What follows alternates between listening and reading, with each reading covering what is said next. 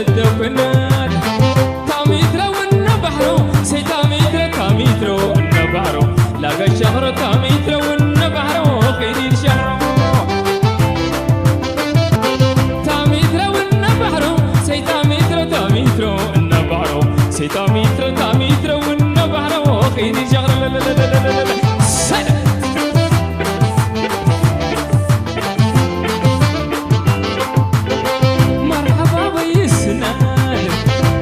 شلدوكنا جارق مقورنا جارق مقورنا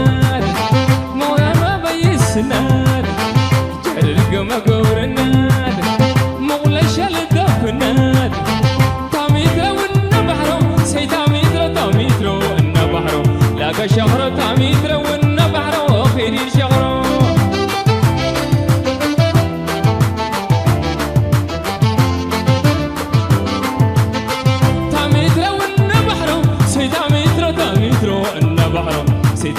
تاميترا والنبحرو لاقى شغرو سلام تخطاتلتنا زي channel كما يتخونو صبوك تكونو ناي وتر تمنيتنا بحقنا نيو لومون كم وتروا قداسن وانا وانت استوتات حزنا لكم مسينا لنا سام مودتنا زي مدام سانا كتصنحو بخبرنا عدم لايك قبرو شير قبرو ريتو من حسابكم انقدفو كل جزي كيسلكم تحجزونا دما كم تنعنا كيسلشنا نقبرو يغني لنا مبالكم ما يسلشوناني Thank you very much for your support. دقفكم إنه دادنا إز channel كل جزية كنا زخاخركم نفتو. بتبع سلوت قبرنا دلهم حنت من البعض نقرأ من قد يبتزينا كاتهو تقص كبلاز دلي أبكال جزية ونقسم واصلة دليو سلتخلو.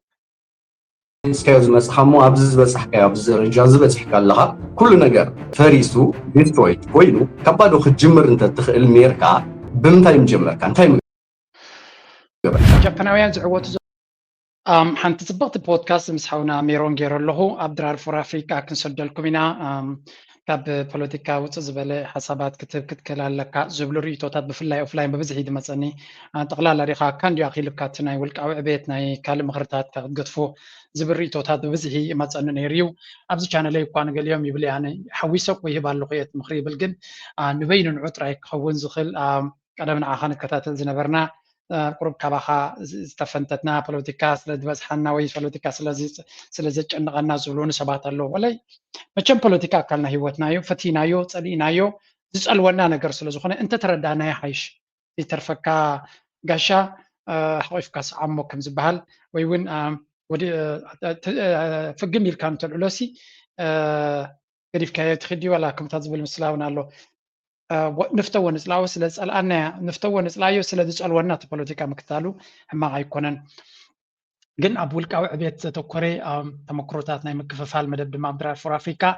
ብሓውና ሜሮን ብፓርትነርሽፕ ናቱ መርሕነት ዝግበር ዘሎ እዩ ስለዚ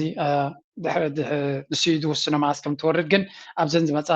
መዓልቲ ድዩ ወላ ሰዓታት ከውርዳ ይልሎ ኣብኡ ኬትኩም ሰፖርት እንተገበርኩም ፅቡቅ ምኾነ ነይሩ ባህላየ حصير يا اسمعكم زلغو دحرب كالك اسمعكم sorry introduction نوي هلو I know straight ناب زينانا jump نقبري نيرونا but I am doing it right now let's go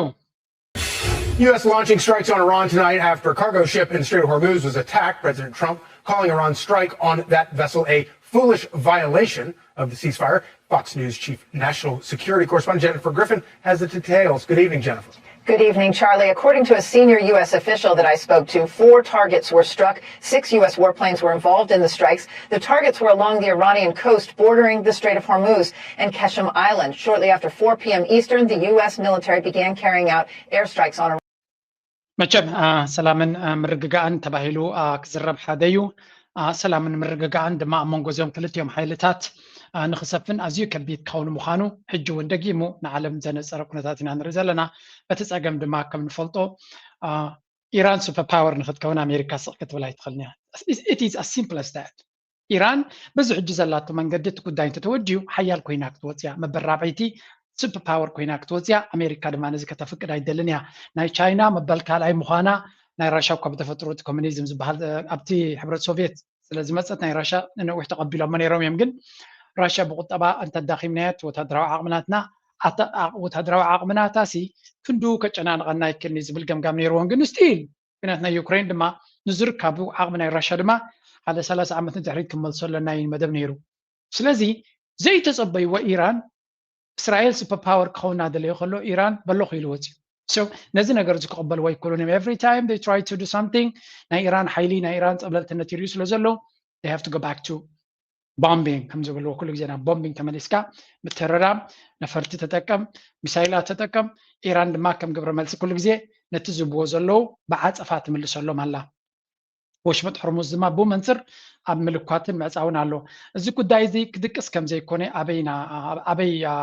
ገምጋም ንወስድ ኣለና መሲልኩም ፅንሕ ኢለ ከስማዓኩም እንደ look at this ክንዲ ዝመራኽብ ገቲሩ ዘሎ ኣሜሪካ ሲ ንሰላም ይዝዕር ዘሎ እንድሕር ኢሎም ካሲ ከምዛ ነክሳሕካ ፀናሕኩ ስዕካ ትረኻ ትሓልፍ ዘለካ like ክንዲ ዝመራኽብ ኩናት ቀሪቡ ዘሎ ሲ ሰላም ይደልሎ እንተበሉኻ ሲ እንታይ ዓይነት ሰላም ዳይ ዝደሊ ጥራኻ ክትብል ዘለካ ስለዚ ክንዲዚ ዓይነት ወታደራዊ ዓቕሚ ቀሪባ ዘላ ሃገር ንሰላም ክትፀራይ ትኽእልኛ ወሽመጥ ሕርሙዝ ኣዝዩ ኣገዳሲ ናቶም ስለምንታይ ሕጂ ከሪአኩም ወሽመጥ ሕርሙዝ ጥራይ ኣይኮነን ሕማሞም ባቤል መንደብ ጥራይ እውን ኣይኮነን ትፀገም ዓለምና ተቐይራ ኣላ listen to this one very carefully ሕጂ ወሽመጥ ሕርሙዝ ካልኦት ሃገራት ድማ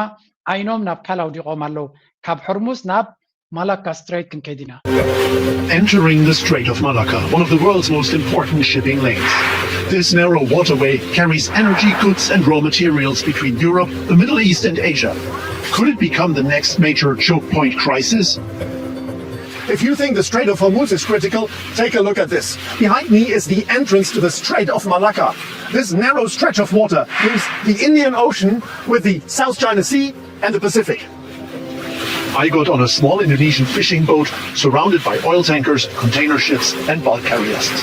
I want to find out just how vulnerable መቸም ዘበኑ ናይ ጂኦግራፊ ስትራቴጂካዊ ጂኦግራፊካዊ አቀማመጣ ወሳኒ ከምኡ ድማ መጻብቦታት እቶም ቀንዲ መዛረባ ርስታትን ሰንተር ናይ ጽልዋን ወይ ውን ሓይልን እናኾኑ ይመጽለው ኣምላኽ ጂኦግራፊካዊ ኣብ ፍሉይ ጂኦግራፊ እንድሕር መዲቡካ then you have ካብቲ ዘለካ ንላዕሊ ዓቕሚ ከም ዝህልወካ ይዝገብረካ እዮም ዝብሉ ዘሎ ናይ ማላካ ስትሬት ዝበሃል ከም ትሪእዎ ዘለኹም ድሕሪ ባብኤል መንደብ ንቻይና ብለኩም ኣለኹ ቁፅሪ ሓደ ንቻይና ዝፀልዋ መፃብቦ እዚ ናይ ማላካ ስትሬት ኦፍ ማላካ ዝብልዎ እዩ ቀዳማይ እሱ ማለት እዩ ዳርጋ ሙሉእ ብምሉእ ድማ ከም ንሪኦ ዘለና ኢንዶኔዝያ እትቋፃፀሮ ምዃኑ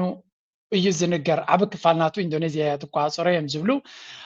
to some extent ድማ ሲንጋፖር እውን ኣብቲ ቦታ ትላ ግን እቲ መእተውን መውፅን ኢንዶኔዝያ እትቋፀሮ ናይ ኢንዶኔዝያ እዩ ሕጂ እዚ ቦታ እዚ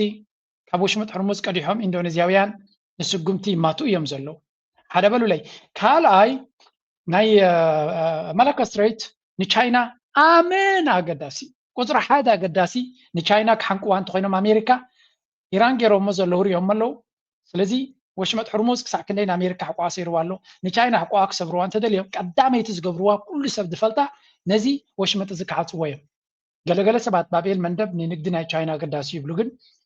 ዋ ኣገዳሲ ግን ክንዲዚ ይኮነን እዚ ጠቕላላ ኩሉ ናብ ኣውስትራልያ ዝኸይድ ናብ ኤስያ ዝኸይድ ናብ ካልእ ዝኸይድ በዚ ዝመፅ ስለዚ እዚ ትቀንዲ ንቻይና ክፀሉ ዝኽእል ቻይናውያን ድማ ዳማላካ ዲሌማ ይብልዎ ለይትን መዓልትን ብስትራቴጂ ክሓስቡ ከለዉ ነዚኦም ዝሓስቡ እዚ ናይ ቤልት ኤንድ ሮድ ኢኒሽቲቭ ዝብሎ BRI ዝብልዎ እውን ነዚ ቦታ እዚ ካልእ ኣማራፂታት ብመንገዲ ባቡር ናብ ኢራን ዝኸይድ መንገዲ ባቡር ናብ ኤሮጳ ዝኸይድ ብላዕለዋይ ሰሜን ጌርካ ብራሻ ጌርካ ናብ ኤሮጳ ዝኸይድ መስመራት ኩሉ ዝበላሓቱ ዘለዉ ሓደ መዓልቲ ኣብዚያ ቦታ እዚያ ክሕነቑ ምዃኖም እዮም ዝፈልጡ ካብዚያ እንተሓሊፎም ድማ ባብኤል መንደብ ማለት እዩ ወሽመጥ ሕርሙዝ ድሮ ስለተፈተነ እቲ ዘሎ ጉዳይ ነዚ ይመስል ስለዚ ጂኦግራፍ ኣብ ሕጂ ናትዎ ዘለና መድረኽ ኣዝዩ ወሳኒ ተራ ክፃወት ከም ዝኾነ እዮም ዝነግሩ እዚ መንግስቲ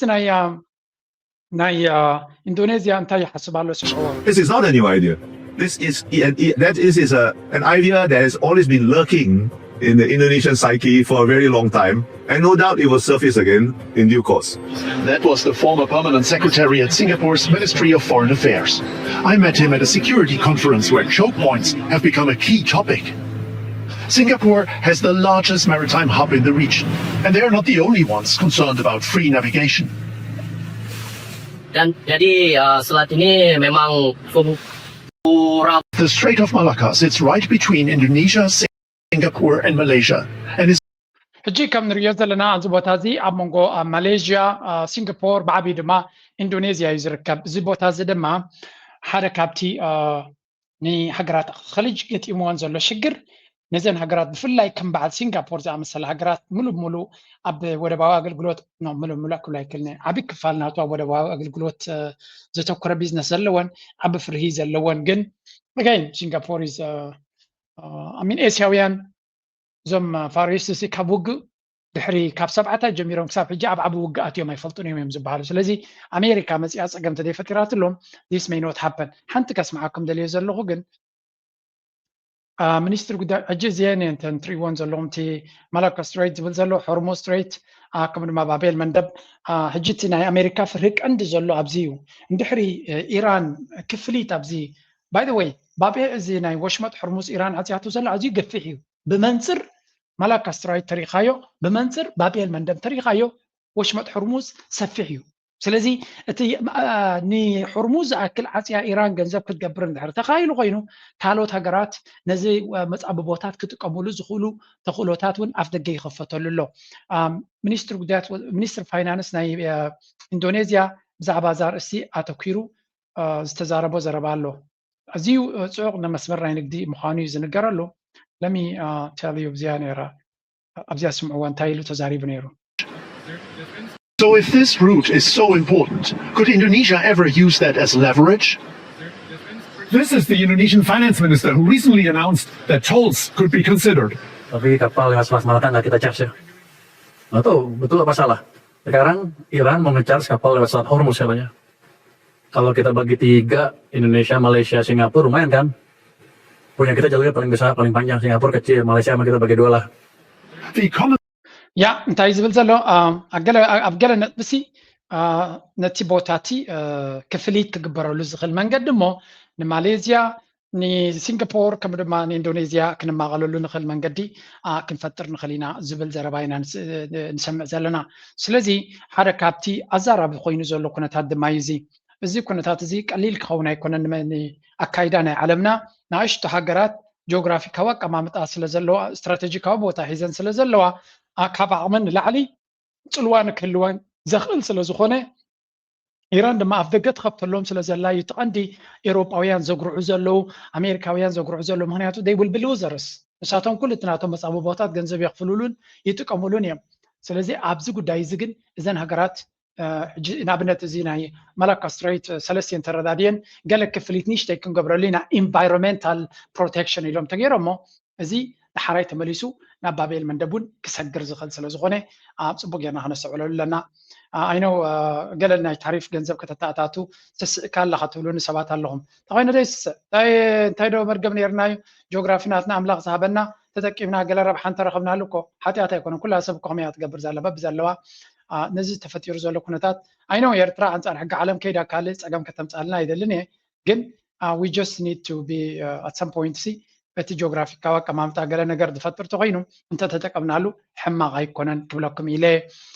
ድሓንግን እዚ ሕጂ ኣውታት ዘላ ኤርትራ ኣውታት የላን ኣብዚ እዋን ዝብርግፅ መድረኹ ሓልዩ ግዜኡ ሓልዩ እቲ ኩነታት ዝበፅሐ ሽዑ ክንዛረበሉ ንኽእል ብዓብዩ ግን እንታይ ዝብል ዘረባ እዩ ንዓለም ዘጨንቃ ዘሎ ኣብዚ ጉዳይ እዚ ኣካይዳ ናይ ዓለም ብፍላይ እዚ ናይ ኣሜሪካን ኢራንን ዝፈጥሮ ዘሎ ብዙሕ ምትፍናን እናምፀ እዩ ዝኸይድ ዘሎ እቲ ምትፍናን ድማ ንሓዋሩ ኣብ ምንታይ ደረጃ ክበፅሕ ይኽእል ሕጊ ዓለም ድማ ከምቲ ቀደም ይሰርሕ የለን for example listen to this one ኣብዚ እዋን እዚ ብብዙሕ መንገዲ ዝዝረብ ዘሎ ክንርኢና world, what would you like it to look like? We're told we live in a rules-based international order, and in many ways, some of the institutions we have today were built with that ideal in mind. Think of the United Nations. Wouldn't it be great if countries resolved their disputes peacefully and not by war? The big challenge is that not every country thinks this way. It's not a matter of whether we want to live in the world, it's the world we live in. And the reality is that 3 leaders, Donald Trump, Xi Jinping, and Vladimir Putin, are above 70 years old. They have this worldview, and increasingly in all 3 countries, the aides around them cannot talk back to the leader. The leaders are so strong that they tend to surround themselves with people who agree to the leader's view and try to implement it rather than challenging it. So this is the world we live in. That's Ken Mori. سنتايم زبل زلو بحبشا حجاتنا زلنا مدرخ كبد زبل مدرخ يو مغنياتو أب عالمنا تنا UN قايدة تردادي كامخات تلازيب كامخات زبل زنبرت حساس با أن فرسي خيد كم زلون حيالات مراحت دليتهم كقبروا لزخولو مدرخينا تنا زلنا يم زبل زلو بفلاي دما دونالد ترامب زمرحو عالم بريزنت شي زمرحو عالم بوتين وون بقديو زخطلو زلو بوليتيكا بقمتيتيخا قليل زي كون سمبراتين عالمنا زمص ازلوين بحالتي قالون ثلاثيوم للسبعايو ادميوم تعدمن بعلون دارغا سلطانات بعبيتي سبعدمي ان تتحزي خيدالو كاب سلطان كوردو ايدليون زي مراد كم فاشنا خوني مصالو يبلو اجي اوروبا كم زيلوم حفكف كبلو قالو غله بناشت قلعو زم محاضريوم زمسلو بات هذا نجر تسمع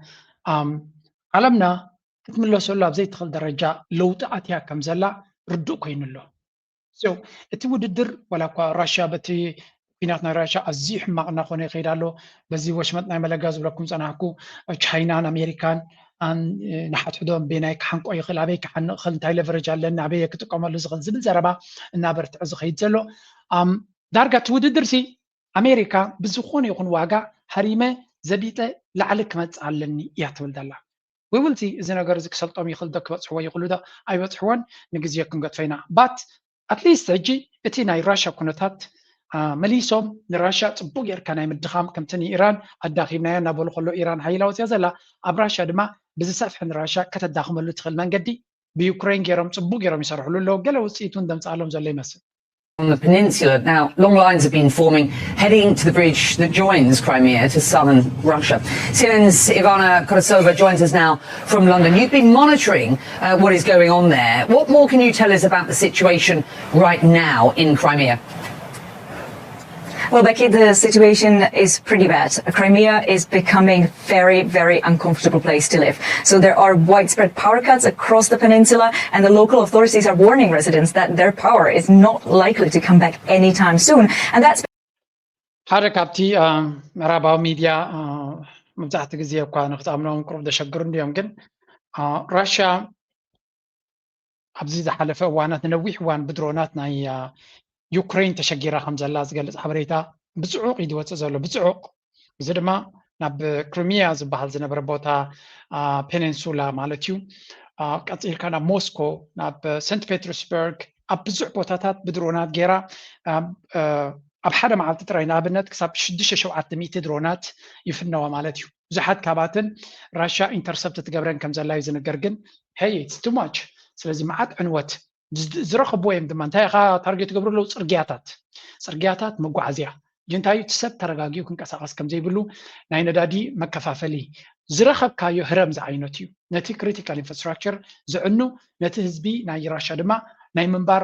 كونتاتو كم زخبت مغبار زي دمان تايو بوتين حزب راشا صقط فطرلو خلالو ناب سلام غص مص تقينو زبليو مغنياتو بتكونفنشنال كوينات كسعروم كم زي كلو قبيص اميام يوكرين ስለዚህ ኣብቲ ቅድመ ኩናት ኣብቲ ቅድመ ግንባራት እውን ተዋጊኦም ጠጠው ከብልዎም ኣይክእሉን እዮም ዘለዉ እንታይ ክትገብር ኣለካ ነቲ ኩናት ናብ ኩሉ ክትፍንዎ ኣለካ መቸም ራሽያ ኒኩለራዊ ሓይሊ ግን እቲ ኒኩለር ናቶም ዝኾነ ይኹን ጥቕሚ ናቶ ኣይተረኣዩን ክሳብ ሕጂ ብኩሉ መንገዲ ይድፈሩ ኣለዉ ብዙሕ ድምፂ ድማ ኣብ ራሽያ እናበርትዒ ዝኸይድ ዘሎ ንፎርማት ኢኻ ሒዝክያ ዘለካ እቲ ኒኩለር ዝብል ድምፂ ማለት እዩ ኣይሆፕ ኣይጥቀመሉ ንኸውን ግን እቲ ዘረባ ብተደጋጋሚ እቲ ኒኩለር ናትና እንተደይ ተጠቀምናሉ ከም መፈራርህ እውን ዘይከውን እንተኮይኑ እዚ እንታይ እዩ ትርጉሙ ንባዕሉ ዝብል ዘረባዩ ምናልባት to some extent ክትሪኦ ከለካ ወላ ኢራን እውን ነቲ ኒኩለር ዘይምግዳሳ እውን ወላ እንተለካ እውን ዝጥቀመሉ ብዙሕ ስለ ዘይኮነ እዩ ካብ ዝብል እውን ክኸውን ይኽእል እዮም ዝብሉ ደለዉ ብሓፈሻ እቲ ኒኩለር ተቐደም ዘይድፈር እዩ ዝገብረካ ነይሩ እንታ ኣብ ዘበነ ራሽያን ኣብ ዩክሬንን እቲ ኒኩለር ብዙሕ ጥቕሚ ዘለዎ ኮይኑ ይስማዕ የለን ምክንያቱ ዝኾነ ይኹን ንዩክሬን መንገዲ ክቕይሩሉ ዝኽእሉ ንኤውሮጳ ካብቲ ዝገብርዎ ዘለዎ ኣካይዳ ጠጠው ከብሎም ኣይከኣለን በዚ መንፅር ድማ እቲ ኩናት እናኸበደ ይኸይድ ከም ዘሎን ኣብ ብዙሕ ቦታታት ራሽያ ተዓኑ ከም ዘላ ዘርኢ ኩነታት ኣሎ እዚ ማለት ዩክሬን ኣብ ፅቡቅ ኩነታት ዘላካ ይመስለኩም ዩክሬን ኢዝ ከቢድ ዝኾነ ሓደጋ ይድወርዳ ዘሎ ወላ ኣብቲ ቅድመ ግንባር እውን ራሽያ እዮም ዘስፋሕፍሑ ዘለዉ ግን ኣገይን እቲ ኩናት ግን ዶብ ዘይብሉ ናብ ኩሉ ማዕዝናት ዝተዘርግሐ ብምዃኑ ናበይ ገፁ ክቕፅል እዩ ዝብል መቸም ኣብዚ ሳመር እዚ ከቢድ ኩናት ክካየድ ከም ዝኽእል እዮም ዝነግሩ ዘለው ብዝኾነ ይኹን መለክዕ ድማ እቲ ኩናት ክውዳእ ክኽእል ወይ ኣብዚ ቀረባ ደው ክብል እዩ ዝብል ገምጋም years not really been forced to think about the war. So remember, Becky, Crimea was annexed, illegally annexed by Russia in 2014. It was one of the opening moves of Russia's war. ብዝኾነ ናይ ፑቲን ደፊእካ ገዲድካ ናብ ኩናት ናብ ጣውላ ናብ ሰላም ናብ ዝርርብ ከነምፃሉ ንኽእል መንገዲ እንተሎ ሓይሊ ኣበርቲዕካ ብምጥቃም እዩ ዝብል ስትራቴጂ ናይ ኤውሮጳ ኢና ንርኢ ዘለና መቸም ኤውሮጳ ዘለና ኣይትቕሰኑ እዩ እዚ ጉዳይ እዚ ዘቕስም ጉዳይ ኣይኮነን እዚ እውን እቲ ካልእ ገጽ ናይቲ ንሪኦ ዘለና ሽግርን ወረ ሽግርን ፀገምን ኢና ንርኢ ዘለና ንክንደይ ግዜ ከምዚ ኢሉ ክቕፅል እዩ ኣበይ መዕለብናቱ ክኸውን I don't know but ኩሉ ሰብ ዝረዳዳሉ ግን እዚ ኩነታት እዚ ከቢድ ኩነታት ከም ዝኾነ መገንዛብ ከድልየና እዩ ናው ንቐፅል ካልእ ኣብ መንጎ ኢራንን እዚኣ መኸስማዓኩም ኣንተቦ ኩሉፍ ኣቢለልኩም ነይረ The fragile calm between Washington and Tehran has shattered once again, just days after both sides agreed to begin working toward ending months of hostilities and reopening the Strait of Hormuz. The region has been thrust back to the brink of confrontation. Iran's powerful Islamic Revolutionary Guard Corps, the IRGC, claims it has launched retaliatory strikes against U.S. military. The Foreign Ministry has condemned the US strikes and called on Gulf states to prevent their territory from being used for further attacks. In a statement, the ministry said these brutal attacks, which targeted Iran's coastal surveillance facilities, እንታይም ዝብሉ ዘለው እቲ ኣብ መንጎ ክልቲኦም ሃገራት ዝካየድ ዘሎ ኩነታት ብወገን ኢራን ነፍሱ ዝኸኣለ ግብረ መልሲ ክትፍትን ከም ዘላን ኣሜሪካ ብርቱዕ ዝኾነ መጥቃዕቲ ከም ዘካየደት ገሊፃ ኢራን ድማ ከም ግብረ መልሲ ናቶም ኣብ ኩዌት ባሕሬን ከምኡውን ናብ ኢማራት ዋላ ናብ ገለ ክፋል ናይ ኣሜሪካ በይዛት ከም ዝሃረመት እዩ ዝንገር ዘሎ እዚ ድማ መርኣያ ናይ ክልቲኦም ሓይልታት ሓደ ነቲ ሓደ ከንበርክኾ ዘይምኻልን መመሊስካ እና ተጨፋጨፍካ ምኻድን እዩ ዝበሃል ዘሎ ኣብ መን ኢኻ ትብሎ እዚ ናይ ኣብ ሊባኖስ ዝካየድ ዝነበረ ኩነታት ከምኡ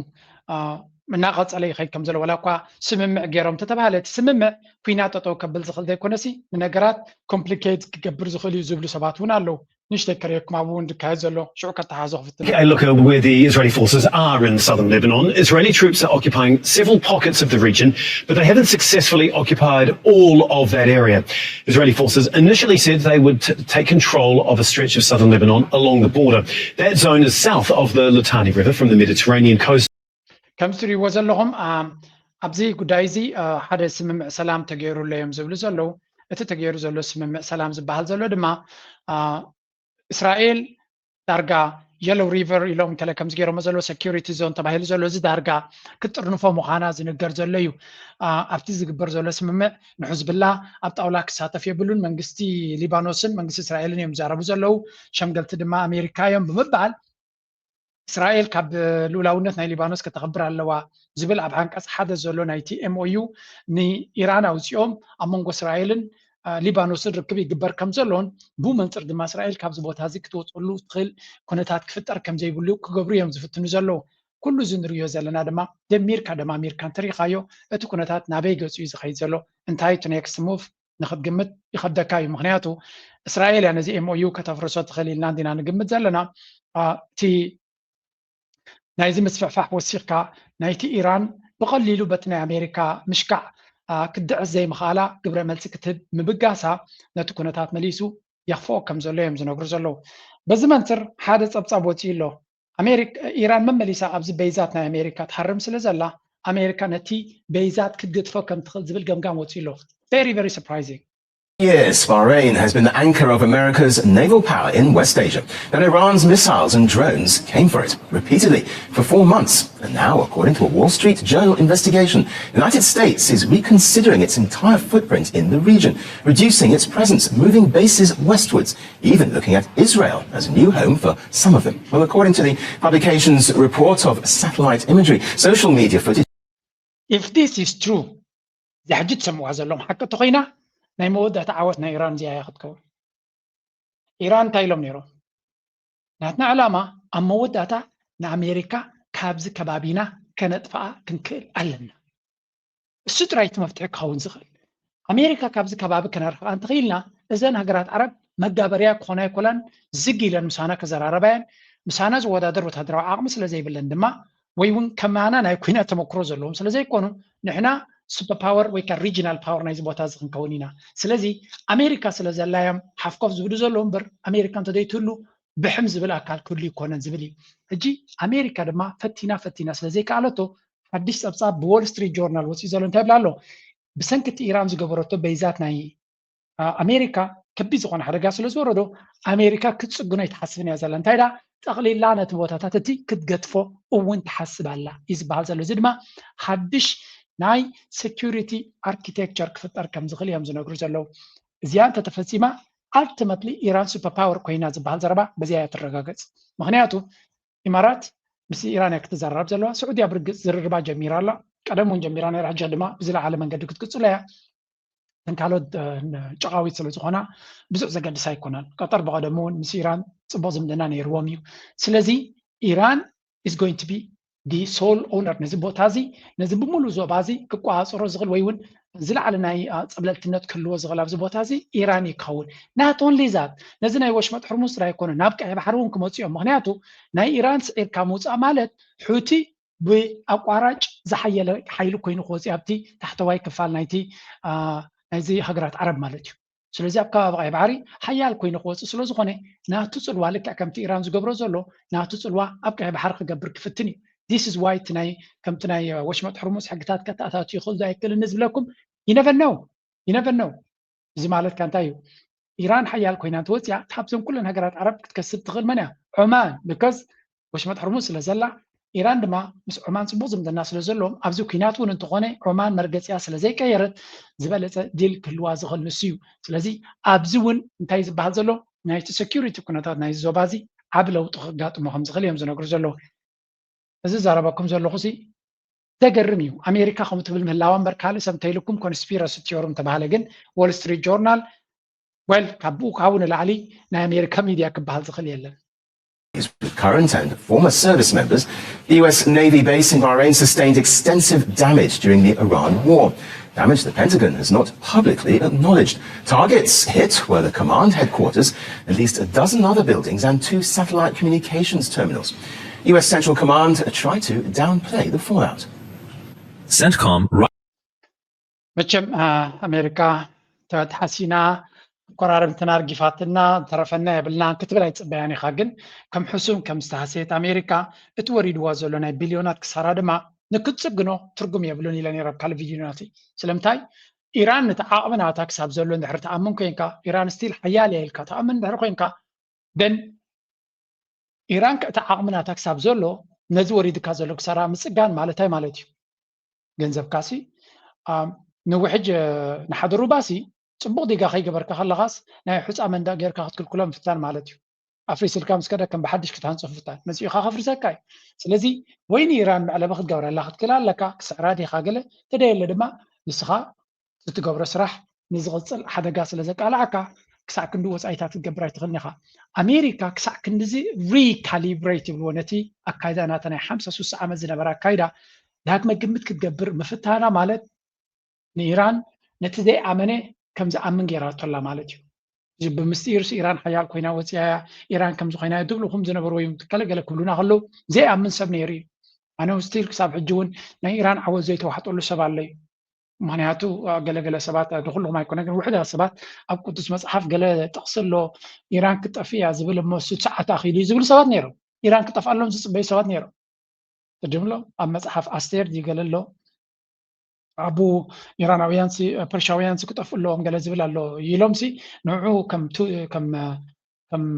ትንቢቱ ዝፍፀም ዘሎ ገይሮም ዝዛረቡ ሰባት ሰምዐ ነይረ ያኔ ወላ ኣብቲ ዶናልድ ትራምፕ እውን ኣብ ገለ ክፋል ነቲ ጥቕሲ እቲ ከም ዘንብቦ ገይሮሞ ነይሮም እዮም እቶም ፅዮናውያን ምክንያቱ ኣብቲ ዝስዕረሉ ዝነበረ ብተቐዳማት ግዜ ቀዳሞት መዓልትታት ናይቲ ኩናት በቃ ናይ መዓልትታት ሕቶ እምበር ኢራን ክትወድቕ እያ ዝብል ዘረባ ዝቕፅል ነይሩ እዩ ዝኾነ ኢራን ከምዚ ገቢላ ክትወፅእ ብግምጣሉ እስራኤል ሓደጋ ወሪድዋ ፀገም ክወርዳ ከምዚ ሎሚ ወሪድዋ ዘሎ ክትከውን ዝተፀበየ ሰብ የለን ስዑድያ ኦልሬዲ ነቲ መንገዲ ነቲ ገይምን ትቕይር ከም ዘላ ሓደ ኣገዳሲ ስለያዊ ሓበሬታ ዝበልዎ ከስማዓኩም እየ I'm just giving you interesting stories ሕፅር ኣቢልና ክንብል How can Trump stop Netanyahu in Lebanon? Will Trump stop Netanyahu in Lebanon? Can Netanyahu afford to be stopped in Lebanon? No, he can. Exactly. First of all, he cannot afford to be stopped in Lebanon because then he'll go to jail, essentially. Number one. Number two,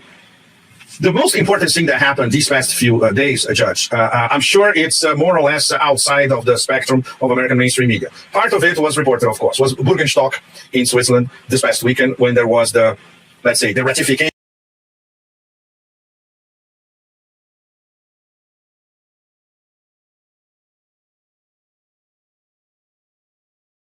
Sorry, three was a Lohomzi Escobar ፔፒ ዝበሃል ሓደ ካብ ዓበይቲ ፖለቲካውያን ተንተንትን ናይ ዓለምና እዩ ብዙሕ ነገራት ድማ ሰለያዊ ሓበሬታ እውን ተውፅኡ እዩ ፀሓፊ እዩ ክሬዲብል ሰብ እዩ ዘመን ሰብ እያ ብዙሕ ምክንያቱ ናይ ኢራን ይኹን ኣብ ካልእ ብዙሕ ግዜ ዝጥቀስ ሰብ እዩ ዓብ ስኮላር እዩ ኣብዚ ለንቀነ ዝግበር ዘሎ ኩነታት ሰለስተ ኣገደስቲ ዘረባ ተዛሪቡ ነይሩ እዚ ኣብ ስዊዘርላንድ ዝግበር ዝነበረ ዝርርብ ኢራን ኣብ ሰለስተ ኣጋጣሚ ነቲ ርክብ ረጊፆም ክወፁ ፈቲኖም እዮም ኢሉ ኣብ ሰለስተ ኣጋጣሚ እቲ ርክብ ረጊፆም ክወፁ ፈቲኖም እዮም ኢሉ ተለሚኖም እዮም ናይ መወዳእታ ኣብ መኪኖም ዝተሰቕሉ ክወፁ ናይ ስዑድያ ሚኒስትር ጉዳያት ወፃኢ እዩ ጠጠው ኣቢልዎም ኢሉ ንሱ ድማ ነቲ ፊልድ ማርሻል ናይ ፓኪስታን ኣሲፍ ሙኒር ዝብልዎ ሓደ ካብቶም ንክልቲኦም ሓይልታት ንኢራንን ኣሜሪካን ዘራኽብ ዝነበረ ናይ ዶናልድ ትራምፕ ድማ እቲ ዝፈትዎ ጀነራል ዝብሎ ማለት እዩ ንዑ ደው ኢላ ስዑድያ ክንዲ ዝተባሃለ ገንዘብ ይበሃል ንሕና ክንከፍሎ ኢና ድሕሪ ኣሜሪካ ክከፍል ዘይደሊ ኮይኑ ንሕና ክንከፍሎ ኢና እዚ ኣብ ስዊዘርላንድ ዝግበር ዘሎ ዝርርብ ናይ ግድን ክውዳእ ክኽእል ኣሎ ናይ ግድን ክውዳእ ክኽእል ኣሎ ብዘይ ዝኾነ ይኹን ስምምዕ ክፈርስ የብሉን ነተንያሁ ከምኡ ገብር እዩ ዝደሊ ዘሎ ከምዘይ ፈርስ ግበር ኢሎም ናይ ስዑድያ ፎሬን ሚኒስተር ፕሪንስ ፈይዘል ምስ ደወለ ንሱ ብዝገበሮ ፃውዒት እዩ ዝግበር ዘሎ እዩ ዝገበሮ ፃቕጥን ፃዕርን እዩ ግበር ተኻኢሉ እዮም ዝብሉ ዘሎ ስለዚ ናይ ቀጠር ናይ ስዑድያ ዓቢ ኮኦርዲኔሽን ከም ዝነበረ ነቲ ስምምዕ ከይፈርስ ዓቢ ኣስተዋፅኦ ዝገበሩ ጄዲ ቫንስ ተደጋጋሚ ሃገራት ኸሊጅ ዓቢ ተራያን ዝፃወታ ዘለዋ ኣብዚ ክብል ከሎ ካብኡ ተበርኪሱ ምዃኑ ኣብዚ ሕጂ ዝወፁ ዘሎ ሓበሬታ ኢና ንሰምዕ ዘለና ኣብ ተመሳሳሊ ግዜ እስራኤል ንመን ክትቀትል ፈቲና ነይራ ኢሎም ዘስተምም ኮይና ነዚ ፊልድ ማርሻል ናይ ፓኪስታን ነዚ ኩሉ ሽምግልና ዝመርሕ ዝነበረ እስራኤል ንዑ ብፍሉይ ስርሒት ክቐትልዎም ሞሳድ ፈቲኖም ከም ዝነበሩ ድማ ተጠቂሱ ማለት involving Pakistan, Israel and high-level diplomacy has sparked a heated debate. This comes after a Brazilian journalist has alleged that Israel's intelligence agency, Mossad, planned to target Pakistan's army chief, Field Marshal Asim Munir, during diplomatic talks in Switzerland. According to the claim, Pakistan responded with a strong warning to Israel. However, the allegation has been firmly rejected by several Pakistani journalists and commentators who have described it as completely without evidence. The claim ብሓፈሻ እንታይ እዮም ዝብሉ ዘለዉ ፔፔ ኤስኮባር እንደ ላሪ ጆንሰን ክልቲኦም ዝገበርዎ ነዚ ኣብ መንጎ ዘሎ ፊልድ ማርሻል እስራኤል ስለያ ናይ እስራኤል ንክቐትልዎ ብዙሕ ከም ዝፈተኑ እዚ ነገር እዚ ዘገርመካ እንድሕር ኮይኑ ነቲ ኩነታት ናይ ኢራን ኣየንበብካዮ ማለት እዩ ኢራን ንኩላቶም ኣሜሪካ ክትዛረቦም ትደሊ ዝነበረት ፖለቲከኛታትን መራሕትን ናይ ኢራን እስራኤል እናደለየ ተቐትሎም ነይራ ንፎሬን ሚኒስተር ናቶም ይኹን ነቲ ንብዙሓት ካልኦት ክትቀትሎም ተዳልያ ከላ ፓኪስታን ዘድሕነቶም ኣላ ኣብ ኤምባሲ ናይ ፓኪስታን ወሲዳቶም ካብኡ ንፓኪስታን ካልእ ቦታ ምስ ቀይረቶም እቲ ኤምባሲ ናይ ፓኪስታን ኣብ ከባቢኡ እስራኤል ደብዲባ ማለት እዩ እስራኤል ነቲ ኣሊ ላርጃኒ ዝበሃል ኣሜሪካ ክትቀትሎ ይደልና ነይራ ሓደ ካብቶም ኣገደስቲ ነጎሽተርስ ናቶም ነዛ ኢራን ሕጂ ተቐቢሉ ናብ ፅቡቅ ከሰጋግራ ዝኽእል እሞ ብፅቡቅ ክረዳዳእና ዝኽእል ዝብልዎ ዝነበሩ እዩ ንኩላቶም ናደለየ ተቐትሎም ዝነበረት ግን እስራኤል እያ ስለምንታይ እስራኤል ዕላማው እንታይ እዩ ኢራን ዝፈረሰት ሃገር ክትከውን ቀፃሊት ሊብያ ክትከውን ይድልየቶም ነይሩ ስለዚ ዝኾነ ይኹን ብቁዕ መራሒ ንፉዕ መራሒ ምስ ኣሜሪካ ክዘራረብ ዝኽእል ክህሉ የብሉን ዝብል እምነት ነይርዎ ነዚ ናይ ፓኪስታን ድማ ብተደጋጋሚ እዮም ከምኡ ዝፍትኑ ነይሮም ስለምንታይ ብሰንኪ እዚ እቲ ሰላም ዝመፅእ ዘሎ ባህልቲ እዮም ነይሮም ፓኪስታን ያን ዶናልድ ትራምፕ መብፃዕቲ ኣትወልድ ኣላ ምስ ኢራን ከተራኽቦ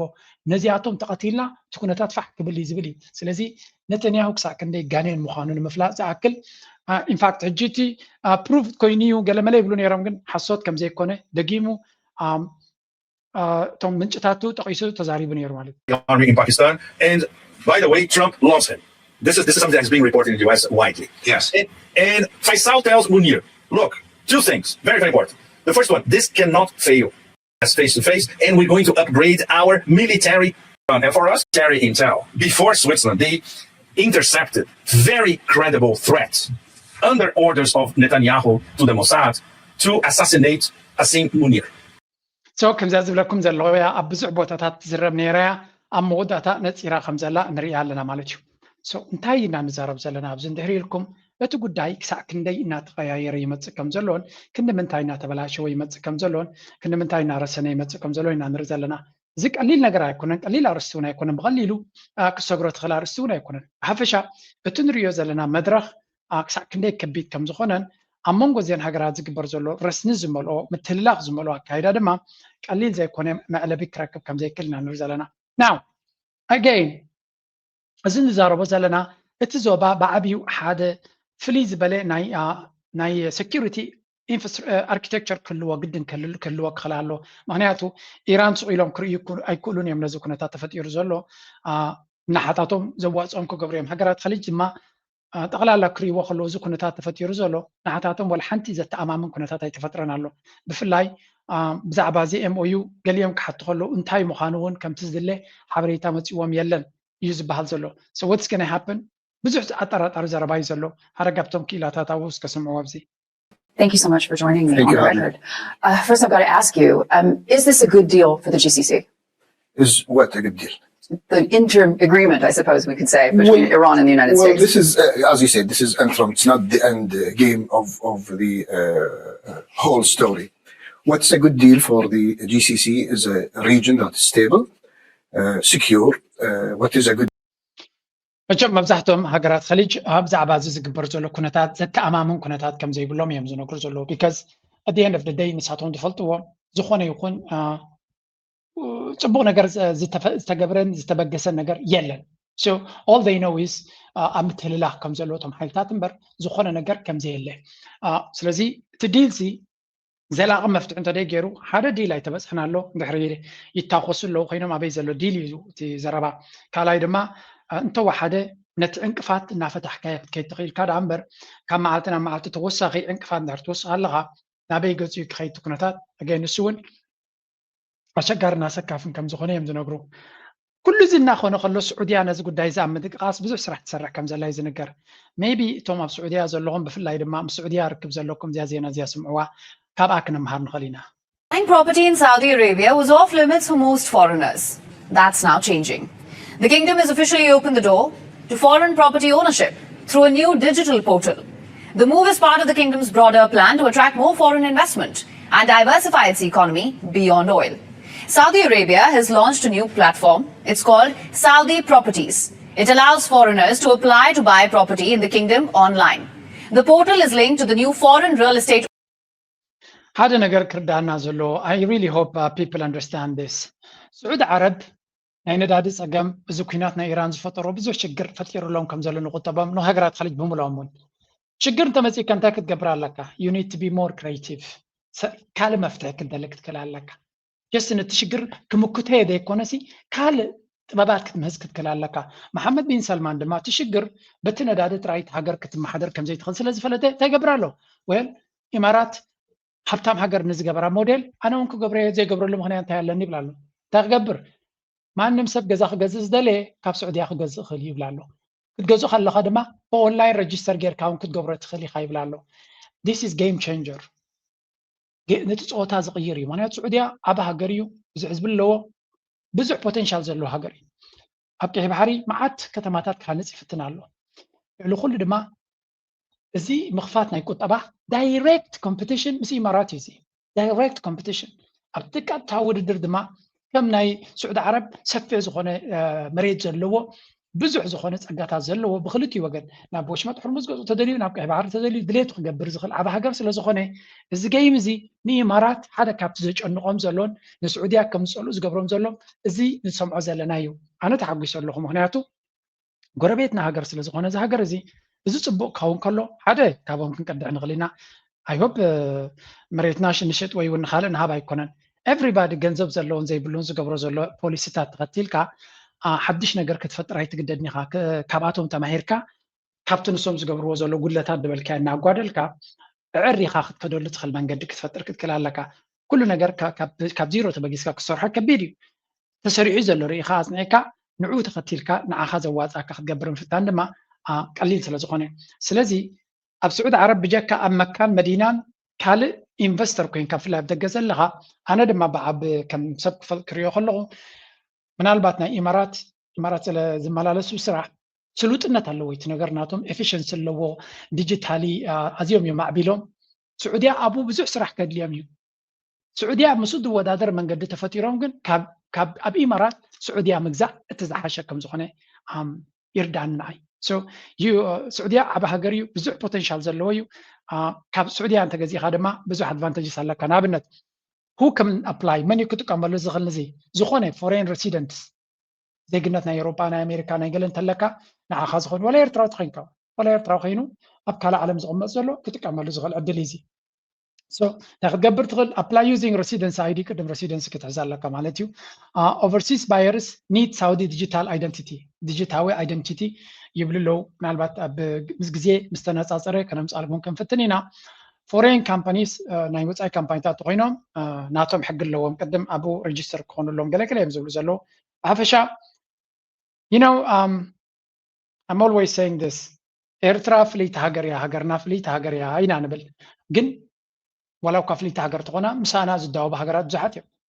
እዚ ዓይነት ሕግታት እዚ ድማ ነዘን ሃገራት ገለ ካብ ዘማዕብለን ዘሎ እዩ ኣብቲ ውድድር ክንኣቱ ክንክእል ኣለና ካብኣቶም ዝበለፀ ዕድላት ዘለና ኢና ንፍዑ ዝብለና ንቁሕ ዝብለና ኣብ ዲያስፖራ ሰፊሕ ካፒታል ዘለዎ ትምህርቲ ዘለዎ ተመክሮ ዘለዎ ኣለና we need to come to the game and play to win ይብሉ ነቲ ጌም ድማ ንክንስዕር ክንፃወት ኣለና ኩሉ ግዜ ናይ መኸተ መንፈስ ኣቦቱ እናሃለወ ናይ ካብ ቁጠባዊ መኸተ ወፂና ኣብ ቁጠባዊ ብልፅግና ዘተኮረ ፖሊሲታት ተንገብር ደስ ምበለኒ ኣነ ድማ ኩሉ ግዜ ካብ ፖለቲካ ወፂኡ ናይ ቁጠባ ዝግበር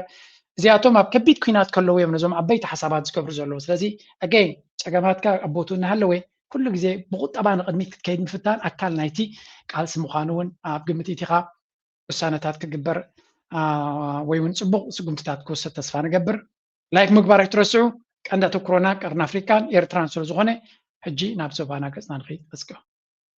What happens when Africa's second most populous country, a newly minted BRICS member that controls the headwaters of the Nile, refuses to bow to external pressure? The region decides to break it into pieces. Right now, a quiet multi-front proxy war is attempting to do to Ethiopia what was done to Libya, balkanize a powerful African state by weaponizing its internal ethnic fractures. This isn't just a civil war, it is an active geopolitical infection being engineered by Egypt, Eritrea, and Sudan. Here is how the most consequential destabilization campaign in the Horn of Africa is actually operating. Okay, ከም ትሪእዎ ዘለኹም እዚ ዘረባ እዚ ካብ ምንጭታት ናይ ብልፅግና ብየማን ብፀጋም ብኩሉ መንገዲ ብዝሰፍሕ መልክዕ ዝዝረብ ዘሎ ኣርእስቲ ሓደ እዩ ተሓባቢሮም ንኢትዮጵያ ከፍርስዋ ይደልዩ ኣለዉ ኢትዮጵያ ትበሃል ዓባይ ኣፍሪቃዊት ሓበን ናይ ኣፍሪቃ ዝኾነት ሃገር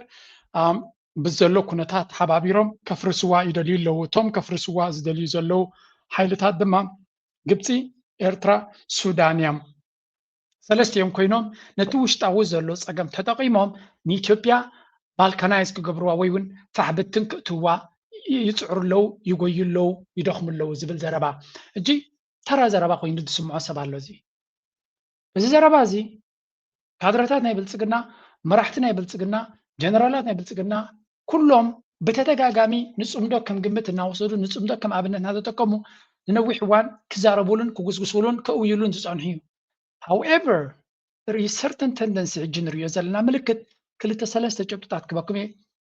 ገለ ክፋል ናይ ኣሜሪካ ነዚ ጉዳይ እዚ ዋላ እኳ ብቐጥታ እንተደይበልና ብተዘዋዋሪ ኣብ ጎኒ ነዚ ናይ ኢትዮጵያ ኣካይዳ ዝገዝኦ ዝመስል እቲ ዝኸድዎ ዘሎ መንገድታት ድማ ከርእየኩም እየ እዚ ድማ ከም ኤርትራዊ ጥንቃቐ ዘድልዮ ኩነታት ክንርኢና እንታይ ክመፅእ ክእል we don't know እቲ ዝቕፅል ሓደ በዚ ንጀምር ነንበይኑ ከርእየኩም ስለ ዝኾንከ መጀመርያ ኣሜሪካ ኣብዘን ክልተ መዓልታት ኣብዘን ዝሓለፈ መዓልታት ክልተ ዓበይቲ ስጉምታት ወሲዳ ኣላ هذا قدامي سقمت وسيدات تزلا كريكم يا which is where is this let me okay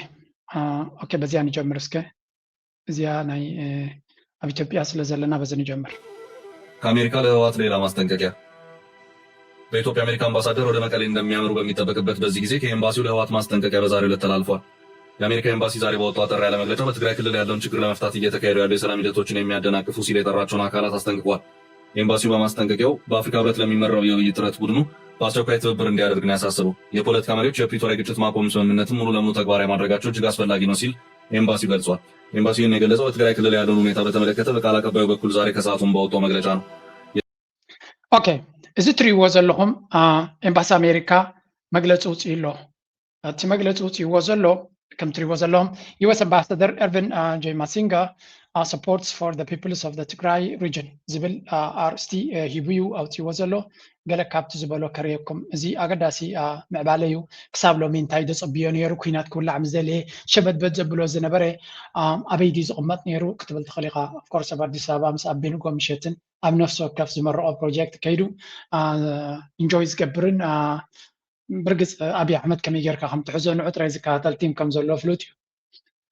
The United States continue to monitor the political and humanitarian situation in Tigray. America ነቲ ኩነታት ኣብ ትግራይ ዘሎ ፖለቲካውን ሰብኣውን ኩነታት ትከታተሉ ከም ዘላ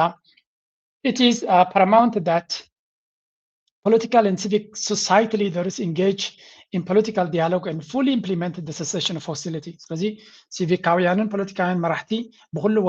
መዳይ ዘለው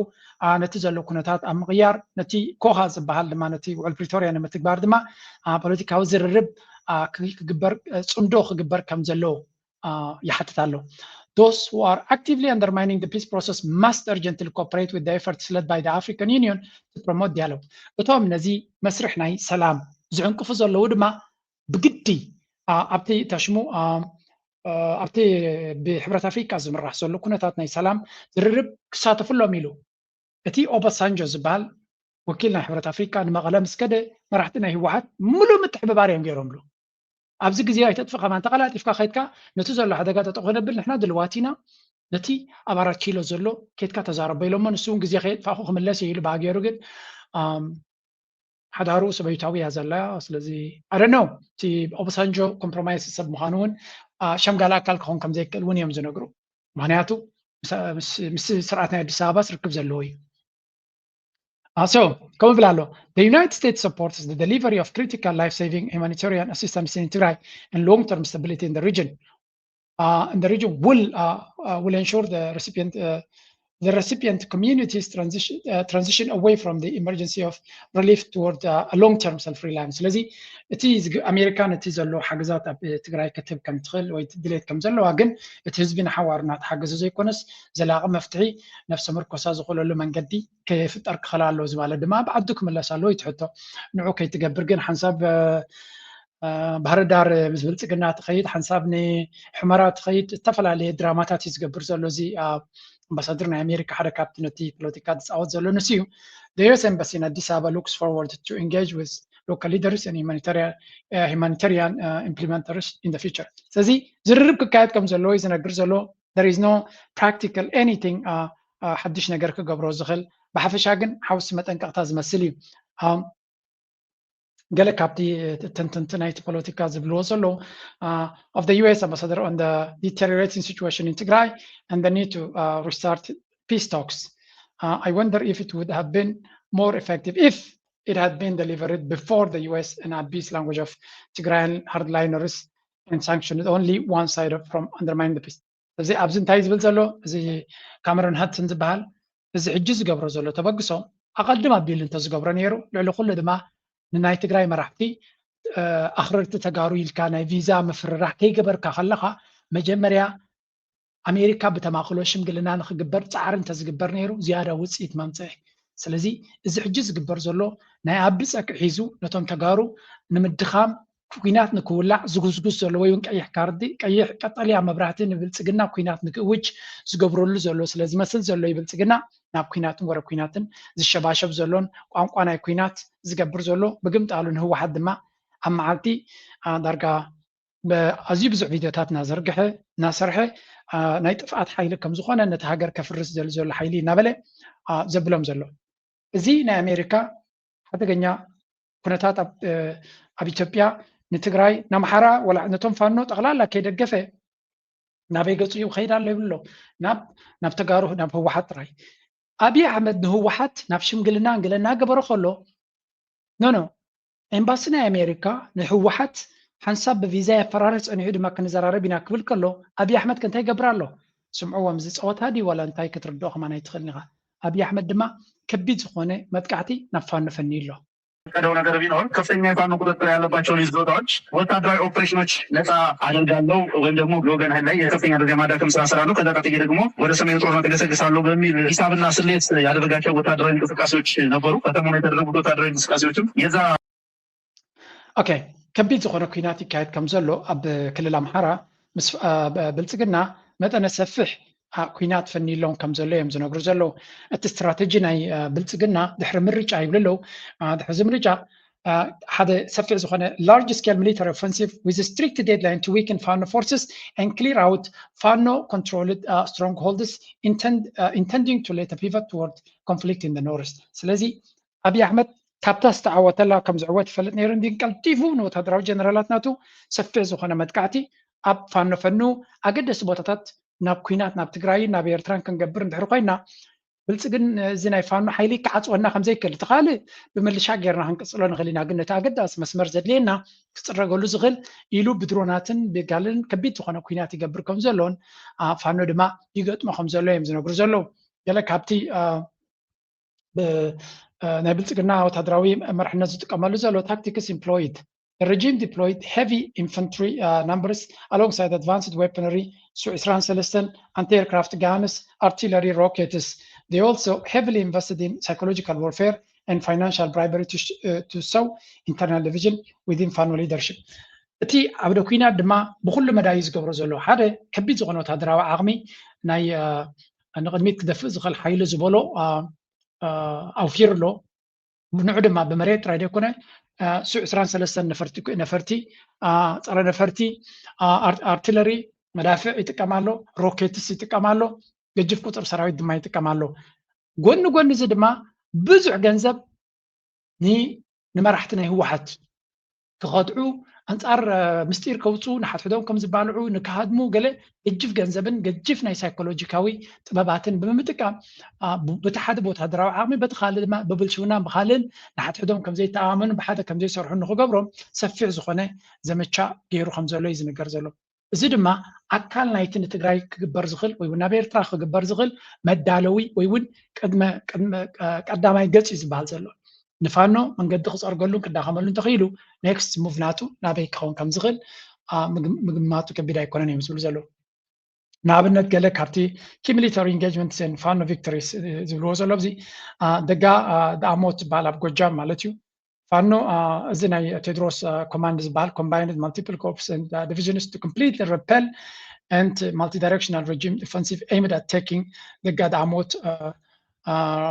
ገለ ከተማታት ንክቋፀረን ኢሉ ዝፈተኖም ፋኖ ብትብዓት ይምክቶ ከም ዘሎን ክልተ ኮነሬላት ከም ዝተቐትሉን ብዙሕ ኣፅዋር ከም ዝተማረኸን እውን ይነግሩ ኣለዉ ማለት እዩ። ካልእ ኖርዝ ወሎ ኣብ ሰሜን ወሎ ድማ ዝበል እንዳ ኣራማ ዝበሃሉ ግንባራት ማለት እዩ። እቲ ሚኒሊክ ኮማንድ ድማ foiled an offensive backed by heavy artillery and 120 millimeter mortars. ከምኡ ድማ ኣብዚ ሰሜን ወሎ እውን እቲ ናይ ሚኒሊክ እዚ ዝብልዎ ነቲ ዝተፈነወሉ ዓብይ መጥቃዕቲ ብሞርታራትን ካልእን ዝነበሮ ጠጠው ከብልዎ ከም ዝኽኣሉን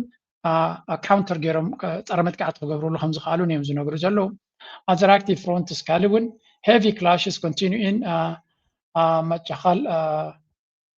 ድርቅ ኣብ ካልእ ቦታታት ማእከላይ ናይ ጎንደር ማለት እዩ ወይ እውን ብካልእ እውን ብኩሉ መንገዲ ይፍትኖም ከም ዘለን ብነፈርቲ ገይሩ እውን መጥቃዕትታት የካይድ ከም ዘሎ እዮም ዝነግሩ ዘለዉ። እዚ እንታይ ዘርእየካ ዓቢ ኩሉ ሕልምታቱን መደባቱን ናብ ኩናት ዘቕንዐ ምዃኑ ንምግንዛብ ዝኣክል እዩ። ክንዲዚ ዘመቻ ናይ ኩናት ንዝገብር ዘሎ እቲ ኣምባሳደር ናይ ኣሜሪካ ዘረባ የለን ትምሕትም ነቶም ህወሓት ዝኾነ ይኹን ምንቅስቃስ ንኸይገብሩ እዩ ዝኩሉ ቪዛ ባንዶ ዝርርብዶ ገለመለዶ ዝብሎ ዘሎ እቲ ዓቢ ንፋኖ ክሳብ ዘዳኽመሉ መፃወቲ ባይታ ይፈጥረሎም ዘሎ ናይ ብሓቂ እኳ እዩ ዘሕዝን። ኣሜሪካ ኢማራት ከመይ ጌራ ከምቲ ዝብሮ ዘላ ከርእየኩም እየ። እዚኣ ሓዙለይ ናይ ህወሓት ሪኢኹም ኣለኹም፣ ንፋኖ ዝገብሮ ዘሎ ሪኢኹም ኣለኹም። ካልኣይ ግንባር ድማ ንቐይር ናብ ሱዳን ዝገብርዎ ዘለዎ ድማ ንርኢ ዘስደምም ጥራይ ኢኹም ክሰምዑ ስምዑ ብዚ ከዓ The United States is announcing that we are imposing a second round of sanctions on Sudan for its use of chemical weapons in violation of international law and failure to come into compliance with Sudan's obligations under the Chemical Weapons Convention. And we call on all parties to the conflict to halt the violence and embark on a path to peace. Now, there's a clear path for peace. It begins with the nationwide humanitarian truce that we have put forward to the parties repeatedly. ريورد اللهم مساعد بلوس بهال سينيور ادفايزر ناي دونالد ترامب اب افريكان هاجرات عربنيو جاي خلال لي مراب امارات كمدبر الله وين تسنيت قال ولا وي قمت كمان كيكون مناشو انت ابزحت غزي ناي امارات اخم زلو زحمه زنبرا كاليو حجي دما انت يقبر لسكي نكونتات ناي سودان كشمغل يلو حفكف قبل دحر بزناح نخلت يوم حيلتات اجدا كور دلو ميلو شطارا كوي نارسيف تاغيرو اتوم نارسيف عطوقات ملشاتات زمصولو زلو اكالات غداب لينا وريد لغيلو شماوي غداب ريدو نسراوي سودان كاي كل لوجيستيكس ناتو اصفار نخي غزن كالون كله كيميكالا ويبن تطقيم كايلو كالاي غزي قداماي كاست يكون كالاي غسناي غدا ابل سراوي سودان يوردلو زخانتاي زريكا ني سودان نسراوي سودان بحنتيدو غواصيس كايسكا نتدع مسري كم دليت خمس غسل نتا ندع مسري نغو مشيت انت تعتق زلا هاجر دما اي تقصاني كمان امارات مالتي سنتاي زريكا زي اب ኢትዮጵያ ዝግበር ዘሎ ደገፍና አቢ ቀንድ አጀንዳ ናይ ኢማራት ከም ሰራ ዘሎ ሰይ ለغريكم ኣብ ሱዳን ድማ ተሪኹም ነቲ ሰራዊ ሱዳን ኢዱ ጓዕፂጽካ ኢማራት ግን ከም ድሌታ ንዳዕ መሰረይ ከም ትሕግዝ ጌርካ ከምኡ ድማ አብይ አሕመድ ከም ድሌታ ኣጽዋር ንኽገዝእ እገዳብ ልዕሊ ዝነበረ ኢልካ ከም ድሌትካ ቀጽል ንህወሓት ድማ ተፈራርህ ከም ዝገብረኩም የገለ ትብል ስለዚህ ኩሉቲ አካይዳት ሪዎ ዘለኹም I don't know እቲ ፖሊሲ ከም ድሌትካ ክትንትኖ ትኽእል ኢኻ ግን ኩሎም እዚኦም ህወሓት መጠንቀቕታ ይወርዶም ኣለዎ ይውን ናባቶም ስጉምቲ ገፁ ይኸይዳሎ ሰራዊት ሱዳን ገዳ ወርዶም ኣለዎ ክልቲኦም ድማ ምስ ኤርትራ ዘለዉ እዮም ክልቲኦም ምስ ኤርትራ ፀሚዶም ዘለዉ ሓይልታት እዮም እዚኦም ስለዚ what's next to ኤርትራ ከም ኤርትራዊ ኮንካ እንታይ ናብ ኤርትራ ገፁ ዝመፅእ ዘሎ እንድሕር ኢሎምካ ንመግማቱ ክሳዕ ክንዱ ከቢድ ኣይኮነን ክገብሮ ድዮም ኣይገብሮን ካላርስቲ እዩ ግን ከም ኤርትራዊ ስቃት ክስማዓካ ንቡር እዩ ውግእ ከይመፅእ ደይኮነ ገዳብ ልዕሊ ኤርትራ ዳግማይ ከይመፅእ ወይ እውን ዝኾነ ምክንያት ገይሮም ካልእ ነገር ከይገብሩ ኣየፍርህን ክብለኩም ኣይክእልኒ ኤርትራ መበገሲት ናይ ፅምዶ እያ ምስ ህወሓት ፅምዶ ጌራ ምስ ህዝቢ ትግራይ እያ ፅምዶ ጌራ ግን ምስ ህወሓት እዮም ዝብልዎ ሶ ናይ ህዝቢ ፅምዶ እዩ ወታደራዊ ዝኾነ ይኹን ኣይተራእየ ምስ ሰራዊት ሱዳን ድማ ኤርትራ ኣላ ስለዚ ክልቲኦም እቶም ምስ ኤርትራ ዘለዉ ኣሜሪካ ሰፐሬትሊ ታርጌት ትገብሮም ኣላ ብርግፅ ናይ ኤርትራ ካብዚ ጉዳይ ናይ ፅምዶ ክእለ ከም ዘለዎ ናይ ኤርትራ ከም ዝነገርዎ ይንገር እዩ መርኣያ ናቱ እውን እቲ ፅምዶ ኣብ ሱዳን ይግበር ምህላው እውን ኤርትራ ኦልሬዲ ነቲ ዝተዋሃባ ምሕፅንታ ዳይሬክትሊ ኮንፍሮንት ዝገበረቶ ይትመስል ነቲ ፅምዶ ይቕፅል ኣሎ ግን ኤርትራ ካብቲ ምስ ኣሜሪካ ርክብ ትጅምር ሰፊሕ ዝኾነ ርክብ ናይ ህዝብታት እውን ኣይተረኣየን ኣሎ ኤርትራ ግን ነቲ ፅምዶ ክትገድፎ የልካ ዝሕሰብ ኣይኮነን ሕጂ ኣብዚ ዘሎ ትሕቶ ሶ ወልሲ አሚን ቀጥታ ናይ ኤርትራ እንታይ ክገብሩ ይኽእሉ ይገብሩ ዳይገብሩን ክግምት ኣይክእልኒ ግን እቲ ምምላስ ናይ ኢማራት ድማሮ እዩ ኩነታት ይረጋጋእ ስለ ዘሎ ኣብ አዲስ አበባ ለንቀረ ዝገበርዎ ክረየኩም እየ listen to this one ሰራዊት ሱዳን ምን መልሲ ይቦማ መንግስቲ ሱዳን መልሲ ይብዩ The truce text guarantees sustained unhindered humanitarian access across conflict lines and borders, and it sets the stage for negotiating and concluding a permanent ceasefire and creating an environment for genuine and inclusive dialogue. But this has been repeatedly rejected by the Sovereign Council, including this morning rejection of our most recent text. السيد الرئيس مطلوباتنا إلى المجلس. لقد ذكر السيد مسعد كم تريوز لهم تي مسات بلوس أفليتو يحجي ماليو أفليتو نايدا عمسر ماليا كم زلو ناي إمارات ماليا كم زلو ساك أنا إمار مخانو قلتيو سراوي السودان مجلس السودان بناتو حيلة راي كوز أزغل سلازي أمريكا كم زي ناي سلام حيلة تمثل نيرا ناي قبس سعريخون ناي سعودية سعريخون ناي تركي أي سرحن ناي إمارات حيلي سريح زلو دونالد ترامب زيت عدنا قربتنا إمارات كم زلون فلتنا እርክነት ወይ ዝምድና አይኮነን ደቁ ስድራ ቤቱ ብዙ ኢንቨስትመንት ናቶም ኣብ ኢማራት እዩ ዘሎ ስለዚ ምስ ኢማራት አንጻር ኢማራት ከይድ ፍጹም ዘይሕሰብ እዩ ምክንያቱ ፐርሰናሊ ዝትንክፋር እስተሎ ድሕሪ 2 ዓመት ካብ ስልጣን ኮርድ ይንሱ ኣብ ኢማራት ኢንቨስት ገይርዎ ዘሎ ግን ዓመታት ክቅፅል እዩ ዝሓስቦ ዘሎ ስለዚ ምስ ኢማራት ክገራጮ ይክእልኒ ረብሓ ስለ ዘሎ ኮንፍሊክት ኦፍ ኢንትረስት ስለ ዘሎ እዚ ድማ ንሱዳን ብስርያ ጥራይ ክትወፅእ ዘለዎ እቲ ጉዳይ እጂ እቲ ኢማራት ዝበሃል ናብ ኤርትራ ኩሉ ግዜ ሕማቅ ከም ዝሓስብ ንፈልጥ ኢና ንኣብነት ለንቀነ ኣብ ኣዲስ ኣበባ ዝተኻየደ ኩነታት ክነግረኩም Africa in general and more particularly Ethiopia. The question of connectivity is very critical and of course as currently landlocked country, Ethiopia faces critical challenge when it comes to connecting whatever resources, whatever products it has with the international global supply chain. So the use of ports, the use of rail links is quite critical. እዚ ሰሚናር ወይ ዋዕላ ትሪእዎ ዘለኹም ኢማራት ኣብ ኢትዮጵያ ዝገበረቶ እዩ ኢማራት ንኣፍሪቃ ብዝብል ሽም እዩ ተኻይዱ ነይሩ ከረየኩም ኣብዚ ተባበሩት ዓረብ ስለዚ ሃገራት ኸሊጅ ኢማራት ትእንግዶ ዝነበረት ዋዕላ እዩ ነይሩ ንመራሕቲ ናይ ኣፍሪቃ ዓዲሞም በዓል ጌታቸው ረዳ ድማ ከም ዕዱም መፅኡ ነይሩ if I can show you እዚ ኣብዚ ትሪእዎ ዘለኹም ኢኹም ሕጂ ሓደ ነገር ክበርሃልና ክኸል ኣለዎ ኣብዚ ብዛዕባ ላንድ ሎክድ ምዃና ኢትዮጵያ ኣብቲ ንግዲ ክትገብሮ ትደሊ ሎጂስቲካዊን ናይ ኢንፍራስትራክቸር ሓገዛት ከም ዘድልያ ዓባይ ሃገር ብዙሕ ነገር ኣለዋ እዩ ግን ምስቲ ናይ ኣብቲ ገባሕሪ ፀገም ዘለና ዓበይቲ ሃገራት ክሕግዙና ከም በዓል ኢማራት ንኣሽቱ ሃገራት ግን ብገንዘብ ጎይቶትና ዝኾኑ ክሕግዙና ንደሊ ኢና ዝመስል ዘረባ ኢና ንርኢ ዘለና ሓደ ነገር ክበርሃልና ክኽእል ኣለዎ እቲ ኢማራት ዝበሃል ሓደ ዓብይ ስኮላር ናይ ብፍላይ ንኢማራት ብቐረባ ንነዊሕ ዓመታት ዘፅንዓ ፕሮፌሰር ኣንድሪያስ ዝበሃል ክዛረብ ከሎ ብዛዕባ ኢማራት ብፍላይ በቶም ነገስታት ናይ ኣቡዳቢ ክዛረብ ከሎ